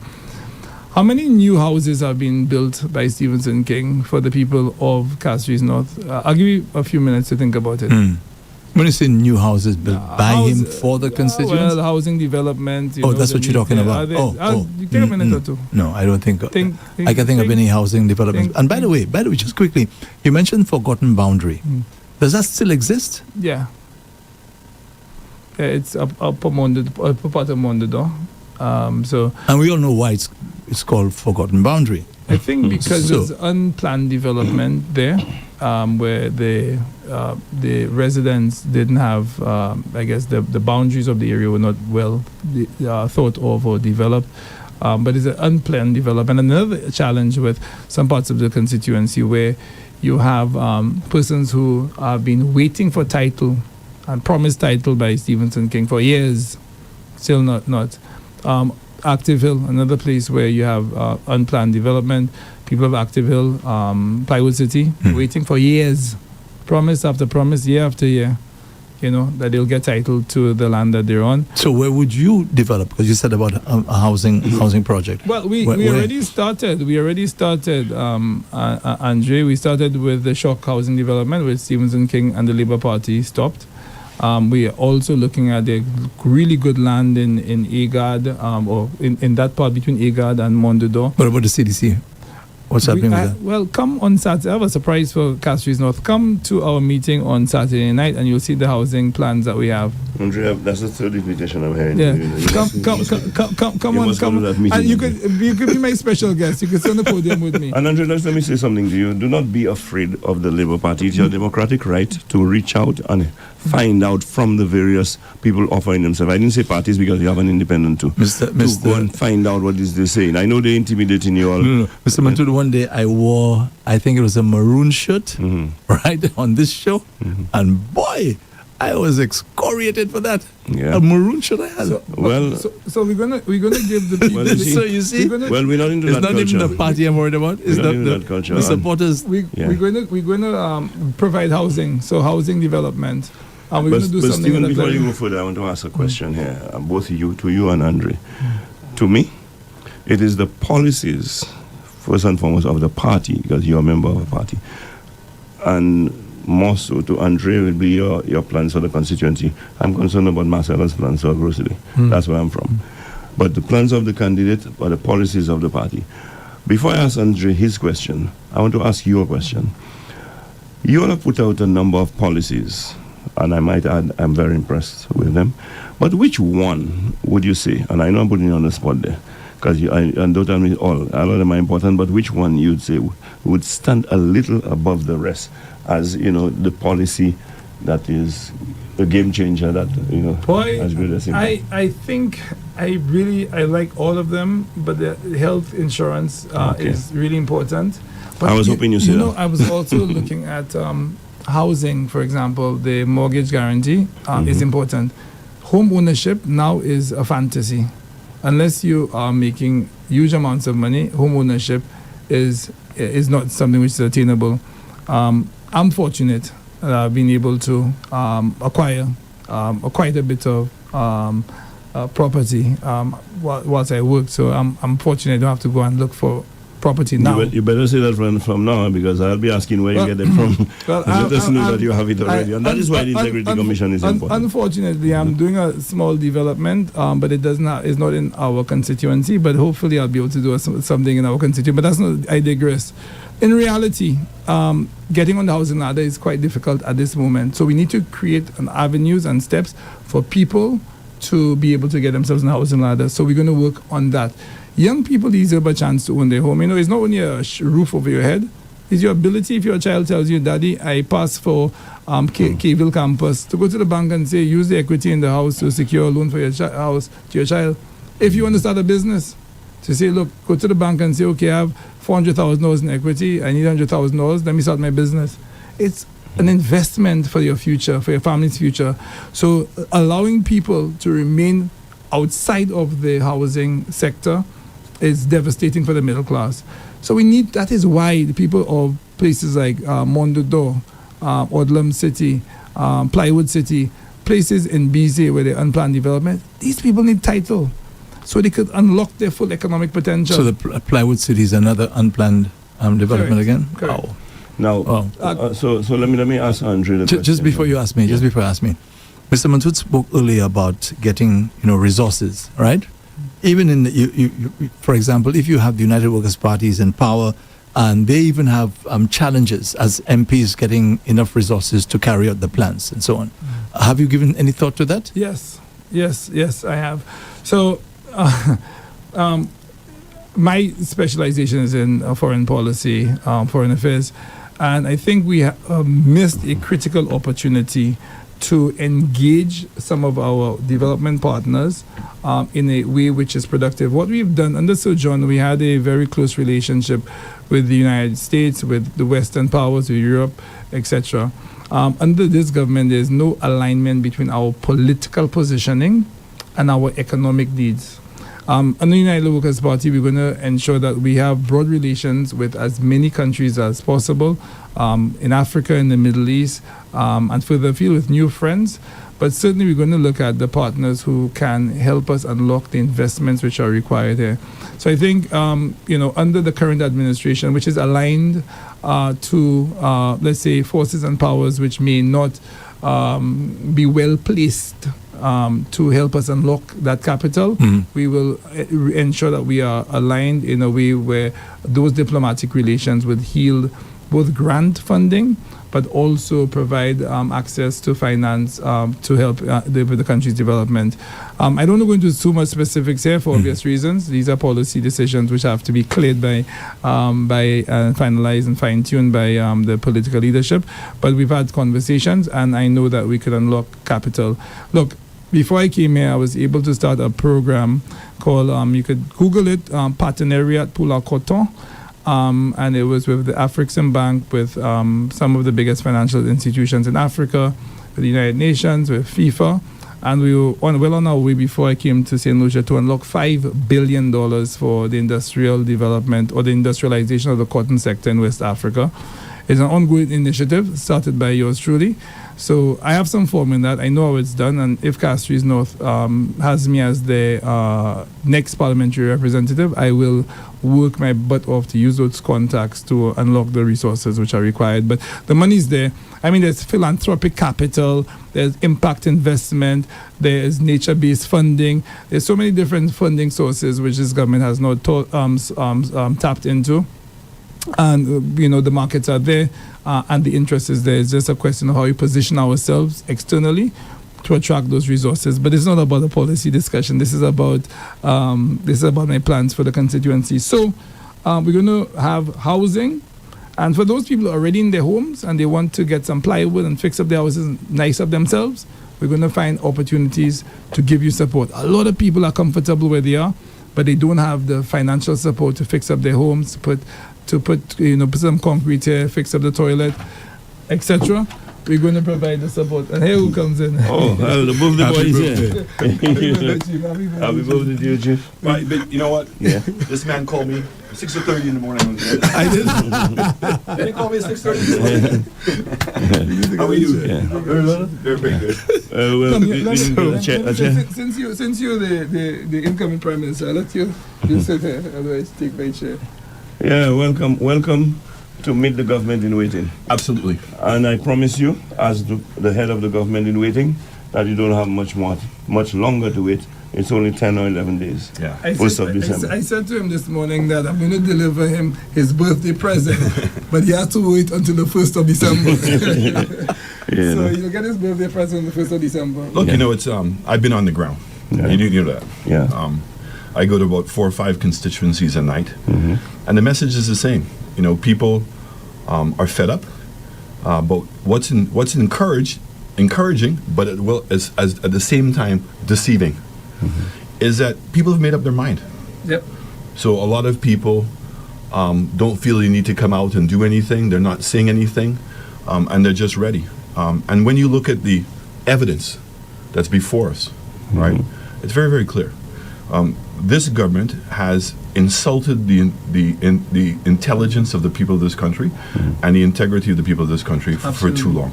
Yeah. St. Jude's is just really a classic example that knowing the truth that you can only hand over a building and to try to convince the people of St. Lucia, think of it, Andre, that was always what the promise was. It was never to deliver a hospital, was only to deliver a building. Who does that? Who does that? Yeah. And then you go and you spend how many hundreds of thousands of dollars on a ribbon ceremony.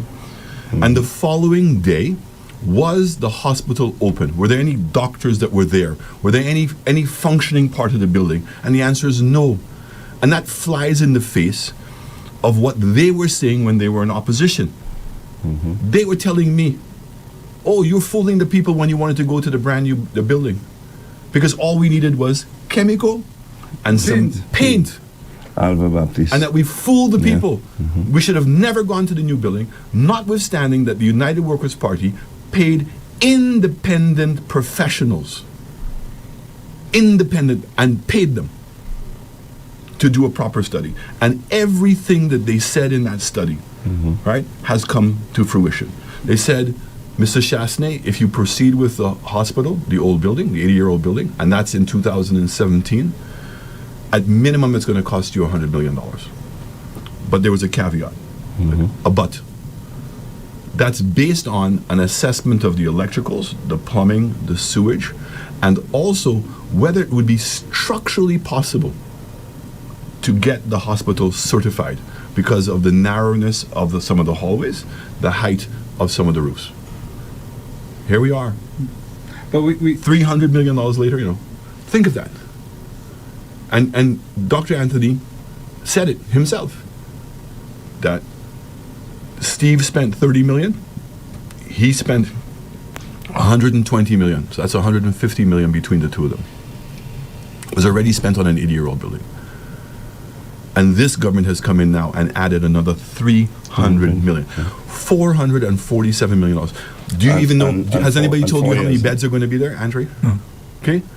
Have they reported anything to us? Nothing. And that's why I want to say that this St. Jude's encapsulates the arrogance and the disrespect that this government has. And that's why I say publicly that this government operates like a criminal family.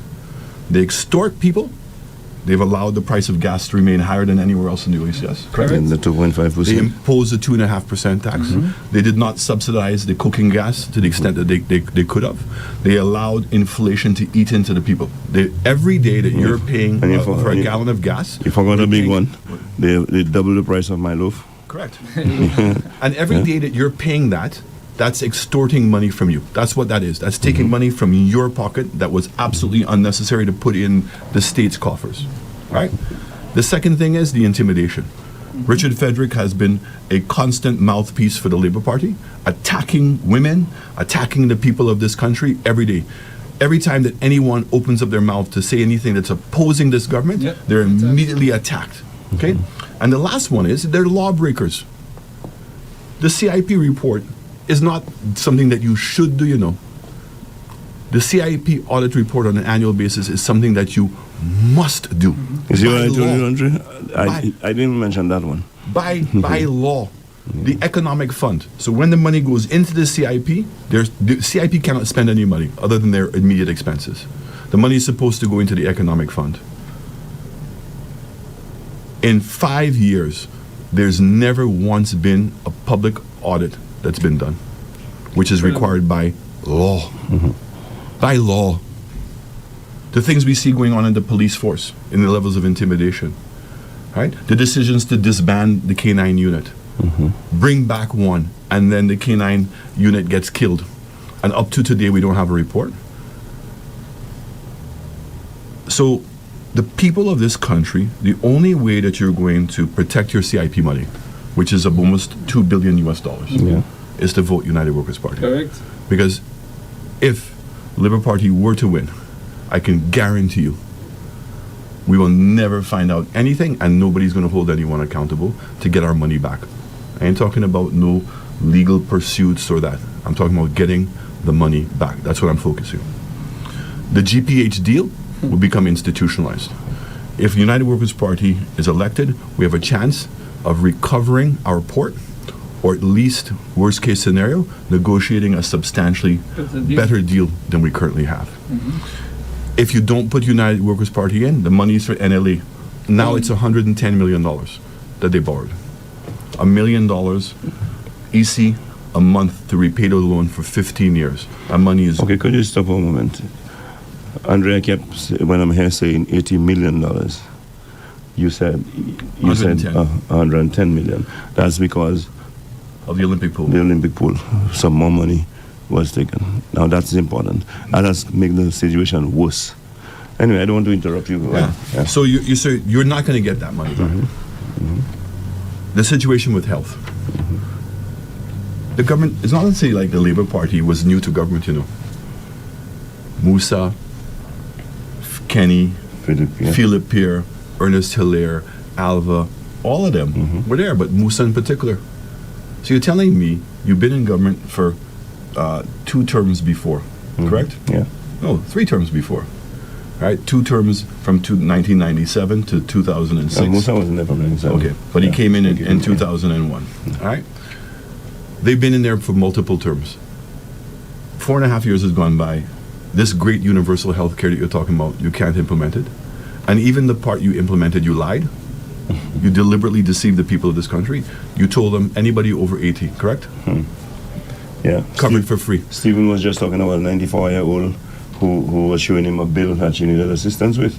So I said to Stephen, I listen to those guys a lot, so I was speaking like them this morning. Well, we didn't say 94, we said 80. But not just that. When people went to the main hospital, they said, oh, it doesn't apply when you go to the general hospital. It only applies when you go to the healthcare centers. Yeah. That's the deceit. That's the rot in this government, right? And there's every reason why they must go. Because once a government can so easily betray the trust of the people, has no fear in responding to the people of this country, then they've lost the right to govern this country. No moral authority. Zero. Right? And that's why this election is one of the most important elections. And I keep on saying, particularly to the young people of this country, it's your future. And that's why we respected young people, but we're now going to institutionalize that respect. Institutionalize that respect by beefing up the youth council, not with just a basic subvention, but putting proper staffing. They need a lawyer. They need an economist. Okay? They need a sociologist. Why? So when they're sitting down discussing government's policies and are going to provide a real voice of concern, they can take it from a logical perspective and to be able to work with government from the get-go. We're going to allow young people to be on every single board. Why? So you take the GPH deal, 40 years. If you're 20 years old today, it's not until you're 60 that you're going to get your port back. So pretty much, for a young person, right, the decisions are having an impact on their entire adult life. They need to be at that table. And young persons, I'm appealing to you today that the option of not voting is not an option. Because if you don't vote, whoever is elected is your prime minister. I think something is missed here, you know. Andre, I want to point out to you. This is a political leader of the United Workers' Party. You have had the political leader of the St. Lucia Labour Party here. You hear what he said? That is a man who is concerned about the impact decisions that are made today will have on the youth for tomorrow. You know what his opponent says? I will not be there. So in other words, I don't care. He will not be there, so he does not care. You know, that's the difference. I want to say this because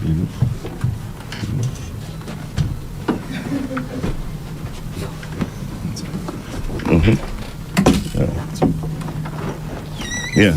I want to say this. It was about time Stephen gets his seat. Very good. Wait, 2nd of December happening. You know? Yeah. I want to say this to you, Andrew. This election is so important that there's no way that we should allow emotions to get the best of us. Okay? And it's in that context that I say this. To all of your listeners and to all St. Lucians, if for whatever reason that something that me as a political leader or as a party that we have done that's offended you in any way, personally, you feel offended by it, I apologize. I sincerely apologize. Right? And I can say that from my heart because anything I've said or done has always been with the best interest of people in mind. But I get it that a lot of people may have misconstrued my intentions, not their unhappiness. Misconstrued my intentions. All right? And that's why it's so easy for me to say, I apologize. All right? But right now, what is at stake is our future. Absolutely. 100%. It's our future. 100%. I also want to say, because the Labour Party has been out for, I want to say, 2 months on a campaign trail. Is that fair? Right? What's the policies? Tell me. Well, boy, Andre, the question I've been itching to ask you, I never got a chance to ask you. The political leader is asking you. I was asking you. I was about to say to you. I started, but we got sidetracked. That you sit here every Friday with meet the ministers, including the Prime Minister. I don't know, but you're in a better position than I am. What are the policies of? What's the policy towards crime? You know, Nothing. What's the policy towards health care? Nothing. Okay. Yeah. What's the policy towards the cost of living in this country, Tourism. Andrew? Okay. Agriculture. What's the agriculture? Everything, anything. Okay. The only policy I heard the government come out with, and that's after we did the SOS, were two. And I don't even know if they've written those things down anywhere. The first thing he came out, he said, they're going to provide free preschool. Right? That's after we did what we did with Sir Arthur. And you've noticed they've not said anything more. You know why? Because after they said it, they realized, can't do it. Because over 80% of the preschools in this country are private. Yeah. So what are you going to tell me? You're going to provide free preschool. In order to do so, government is going to take over all the preschools? The same thing that we've been trying to do was to establish the middle class, owning businesses. We're going to turn around where St. Lucians have found space and have done an amazing job, right? And nationalize preschools. The second one is this joke. After they saw the SOS programs of us, right? We're going to remove the 2.5% levy. The gas. We're going to reduce the price of gas and cooking gas. We're going to take away the dredging fee off of the water bills of all the people in the south end of the Tertiary island. education. We're going to offer the free tertiary education. We're going to create an academy. All these things. The Labour Party's solution to that was to offer the people of St. Lucia a 1 day VAT free. Okay? 1 day. That's the sum total of the policies of the Labour Party. We've put out an SOS plan. We've put out an SOS plan for our young persons. And on Sunday, we're going to be launching our manifesto. We're going to be ready day one to start governing this country. But here's an important part. The Labour Party, the only policy the Labour Party has really been pushing is hatred. Yep. Okay? Me.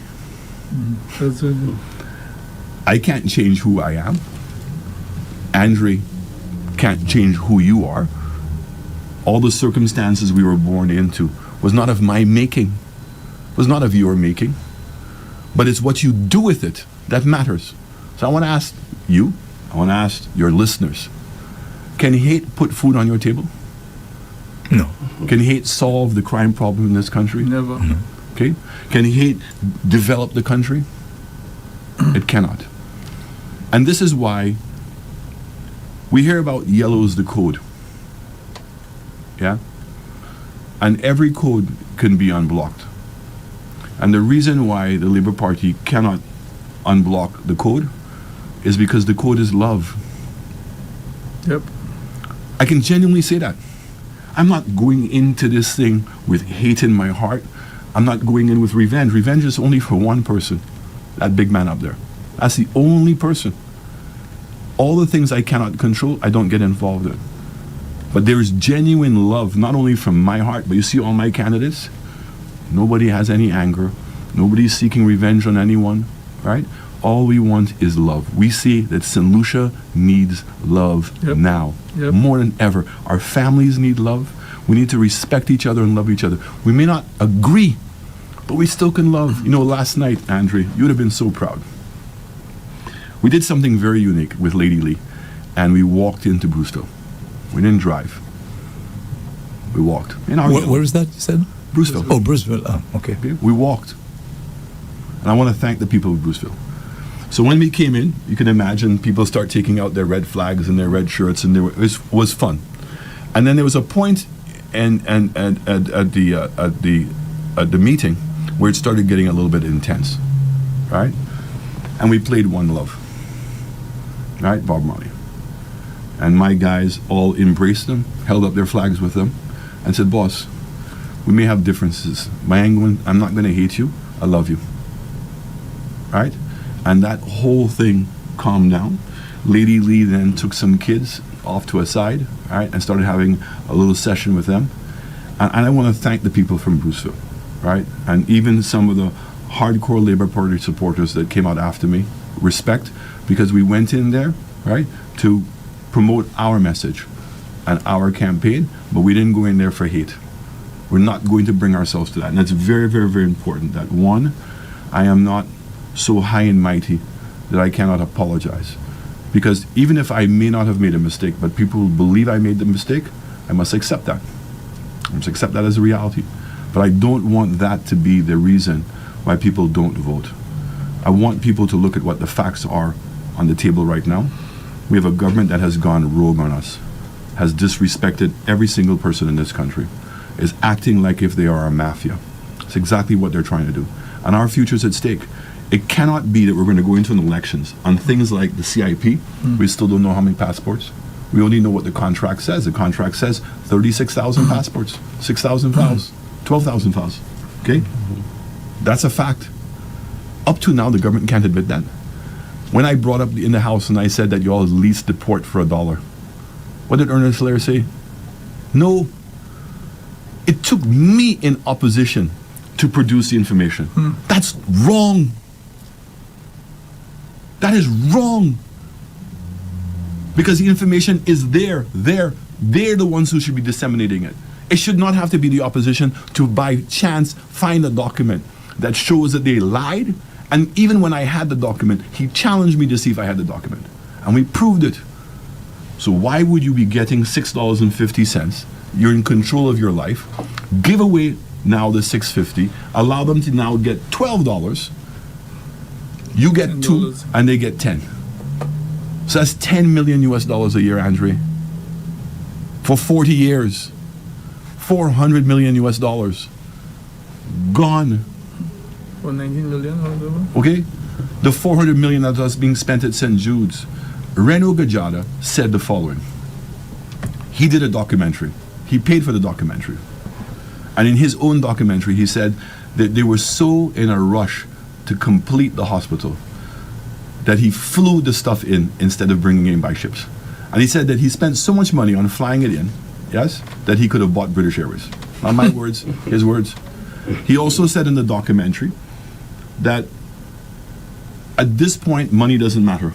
Can you imagine a contractor saying that? Money doesn't matter. What's important is to finish the hospital. Okay?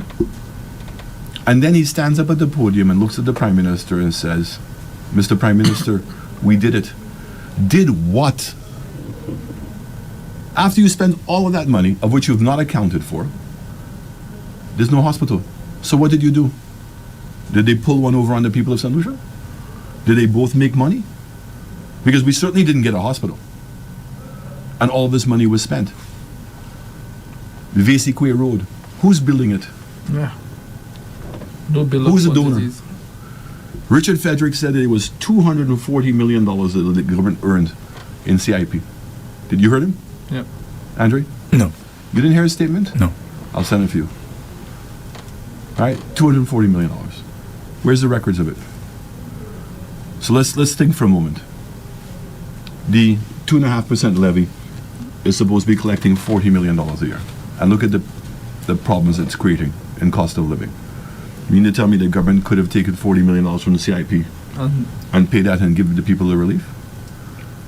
How much money is government making on gas taxes? Gas prices in St. Lucia are $16. Gas prices in the rest of the Caribbean are between $12.50 and $14. So every day that you're going to the pump, you're paying $3 more on a gallon of gas. CIP money could have been used for that. Are there roads being done now with the CIP money? So I know in my constituency, 2 persons affiliated to the Labour Party were given contracts to do the road, to do 2 roads. Okay? But I leave them for the people in my constituency, because the people in my constituency are not so easily fooled. And I know, it's my strong belief, to be very clear, that those contracts were given in order to be able to fund their own campaign. So not only are we fighting the largesse of the Labour Party, but the Labour Party has weaponized state funds. I went up to New York to do a meeting. I paid my own airline ticket. I paid for my own venue. The Labour Party, 4 ministers went up. Who paid for them to go up? Who paid for the venue? And when you went in there, everybody was in their red shirts. When you went to the opening of St. Jude's, everybody was in their red shirts. And today, you're going to go and spend how much money to put up a stage at the SAB to give out a certificate in the middle of a campaign? Who's paying for that? Who's paying for that? Abuse of state funds. And this is a pattern of behavior of this Labour, the arrogance of this Labour Party, that they break the law, okay? They fool the people. And as I said to you, a lie is a deliberate intent to deceive. That's what a lie is. A deliberate. You can say something and be misquoted. Meaning I can put a wrong number in or whatever. The difference between that and a lie is when you say something with the intention, you know it's wrong, you say it intentionally to deceive. And if we look at whether it's CIP, NLA, GPH, Halls of Justice, St. Jude's Hospital, what's going on with the cost of living, what's going on with healthcare in this country, what's going on with national security. All we have gotten is lies. And that's why I say to you, secret lies and propaganda. That's the common pattern, with the clear intention of deceiving the people of this country. And I ask all St. Lucians just to ask yourself that one question. Are you better off today than you were 5 years ago?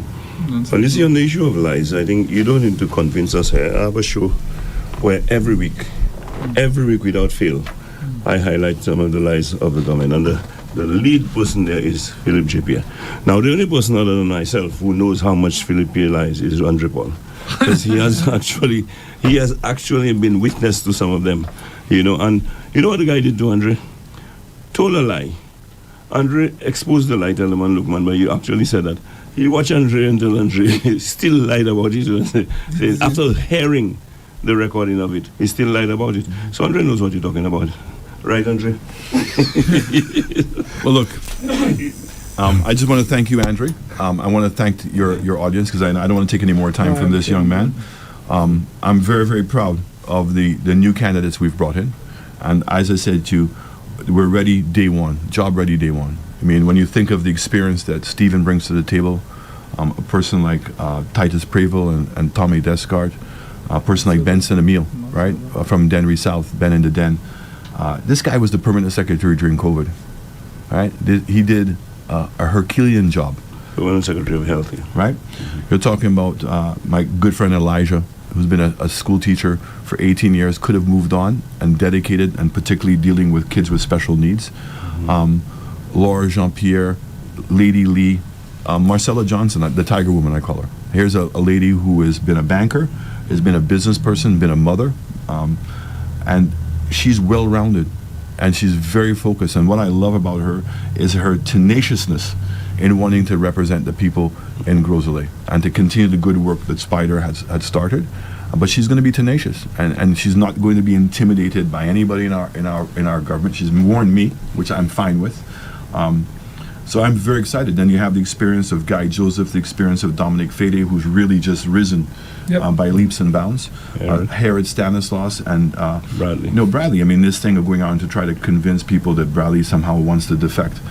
If Bradley was going to defect, it would have been after the first parliamentary meeting, right? And the pressure that they put on him and they put on me. But they have continuously put pressure on him to defect, and he didn't. It's not today that Bradley is going to defect. And I'm going to say there's so many solutions who are supporters of our party who are calling me up and telling me how much is being offered to them.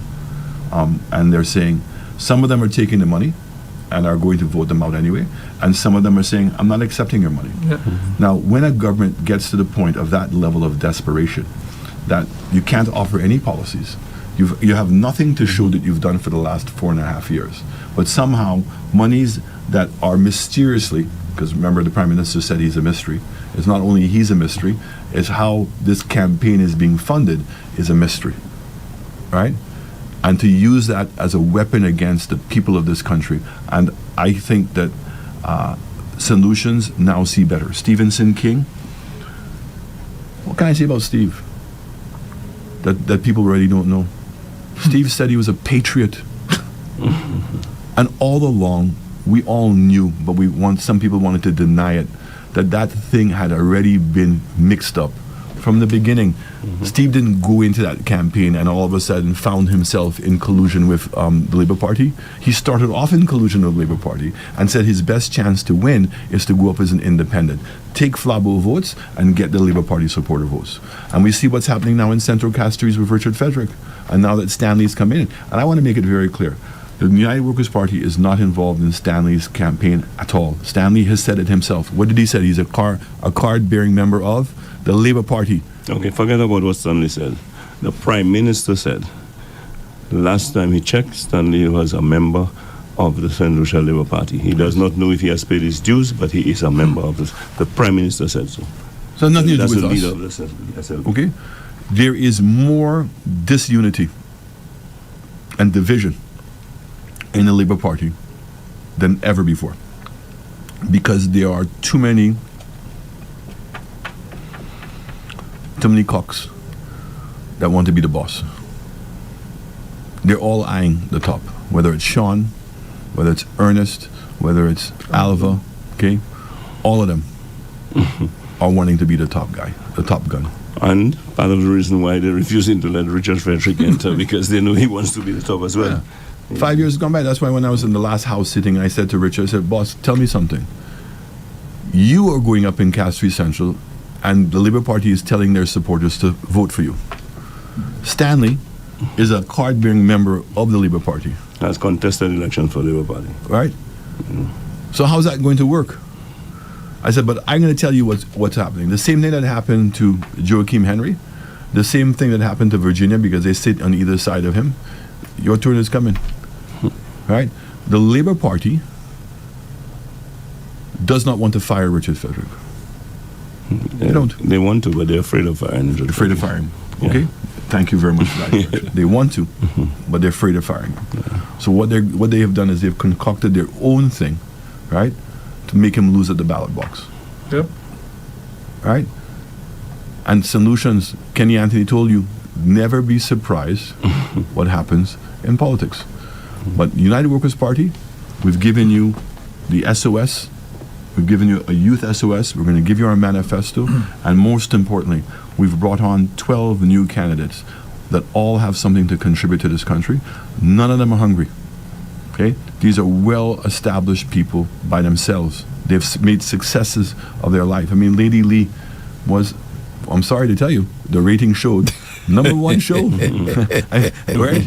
And she was even outperforming the great Duke Bois, right? So there is a love for her. That's the value that she brings to the table, her ability to communicate. Right? Each one of our candidates is offering something substantial to the people of this country. My job is to make sure I go around as everywhere I possibly can. And that's why I say to the people of St. Lucia, if I have done anything, don't make Alan Chasney be the reason not to vote for United Workers' Party. Okay? And as I said to you, the hatred that's being espoused upon me is not affecting my soul. Says. None. Okay? I remain the same loving person, the same person that's committed to the development of this country. And that's what I'm focused on. I'm so happy to be with men and women that share that value, that share that vision, that the one that was started by Sir John, the Quadrant Economic Plan in 2006, that was well saturated within the society. And that's what we want to do, is to build on that, take advantage of new opportunities in AI and other markets to make sure. In 2017, do you remember when I brought Ojo Labs? Mm-hmm. Do you remember what the now Prime Minister said? Do you remember? Mind-bending technology. And now we can look back at it, right? St. Lucia was on the cutting edge of AI. We were already entering in that. Don't you want a government that has the ability to have that level of foresight? And we're not waiting to see? When COVID came, which party had the foresight? And let's ask ourselves that question. Had to reopen the borders and get tourism going. When I did that, what did the then leader of the opposition and Prime Minister today say? Do you remember what he said? You asked him. Only Alan Chasney and United Workers' Party believe that tourism is going to come back. Not my words, his words. Only Alan Chasney and United Workers' Party believe that. And today, you want to stand on the achievements of tourism? And the reason why you've not published the tourism reports is because the numbers show that tourism is significantly down in this country. Room nights are down almost 14%. Where we used to have 2 flights a day to go to England, we now have 5 flights a week. And you can say, well, that's a pattern. What pattern? Barbados used to have 3 flights a day. Today, Barbados has 5 flights a day. Barbados gets the same number of flights to England in one day that St. Lucia gets in 1 week. That makes sense to you? That's a country that's on the move and things are happening? No. When we talked about DSH and the Hyatt project and the Sandoz project and the Rex property project, and we added up the value of all those things, and it was like $6-7 billion, right? They said that was impossible. I was bluffing everybody. But today you want to go now and quote the same number, 7 billion, and repeat the same projects that we had? So what's the difference? If Alan Chasney, United Workers' Party, says something, it's wrong. But if the Labour Party says it, it's right. Well, let me tell you, this election is about righting that wrong. It's about righting that wrong. And righting that wrong is not about any mistakes anybody made. Righting that wrong is to see clearly that the policies of the Labour Party and how they're governing this country are wrong. And the only way we can get our CIP money back, the only way we can get our NLA money back, the only way we can get our GPH ports back, the only way that we can bring national security, the only way that we can fix the healthcare problems in this country, and the only way that we can deal with the cost of living problems in this issue is United Workers' Party. Not on some, not on most, but all the critical issues of this country, it's United Workers' Party that has a plan and a track record to achieve it. The Labour Party has only provided deceit, secrets, lies, and propaganda. That's all they have to offer. So, Andre, before I thank you so much.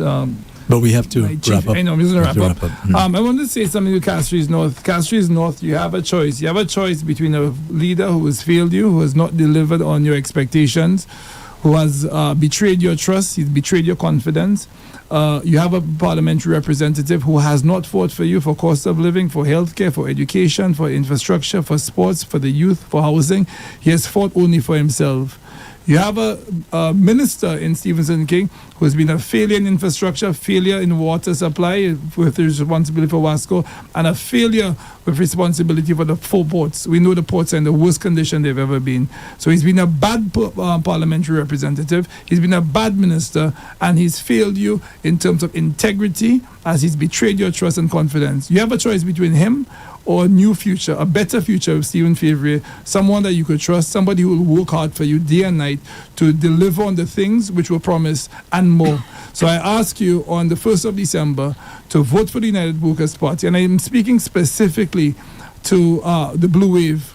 If you left with Stephenson King believing he was independent, you know now that blue is not blue. Blue is red.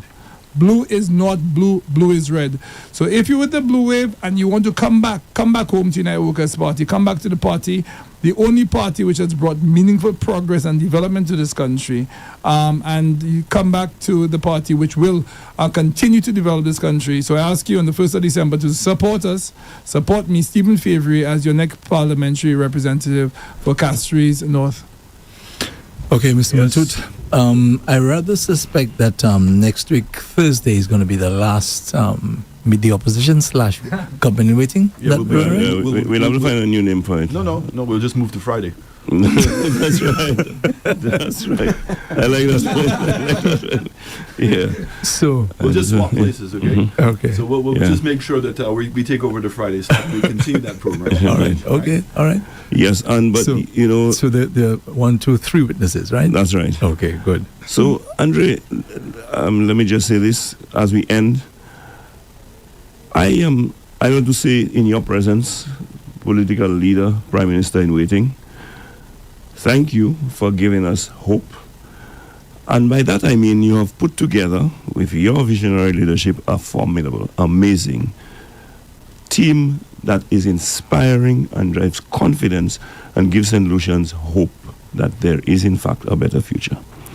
I wish your team, you and your team, the best in this upcoming general election. And I ask St. Lucians to look at the policies and the plans that you all have presented to us and make a decision based on that, compared to the letdown that we have had, the betrayals and the attack on democracy, the corruption, and the failures to deliver on promises made of the other side. I want to ask all our people to join me next week. We will have our final program before the elections, and which will be our final meet the opposition. The incoming Prime Minister has given the nod already for me to have a program on Fridays instead, which will be Meet the Ministers.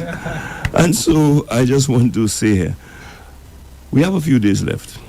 Stay tuned to the party that is bringing you hope, that is bringing you truth, and that is shining a light on a better future. Join us tonight in Soufrière, where we have a regional meeting of the constituencies down there, but the entire country will be descending on Soufrière tonight for a big national meeting of the United Workers' Party. On Sunday, Andre, I don't know with what I saw in the boulevard with all the rain, I do not know. Come and see for yourself what will be happening at level ground in Lakai Dennery. The United Workers' Party will have its biggest rally yet on Sunday at level ground. So I invite all St. Lucians to come, because you have already heard some of the policies, you have already heard some of the plans, but there's more to come.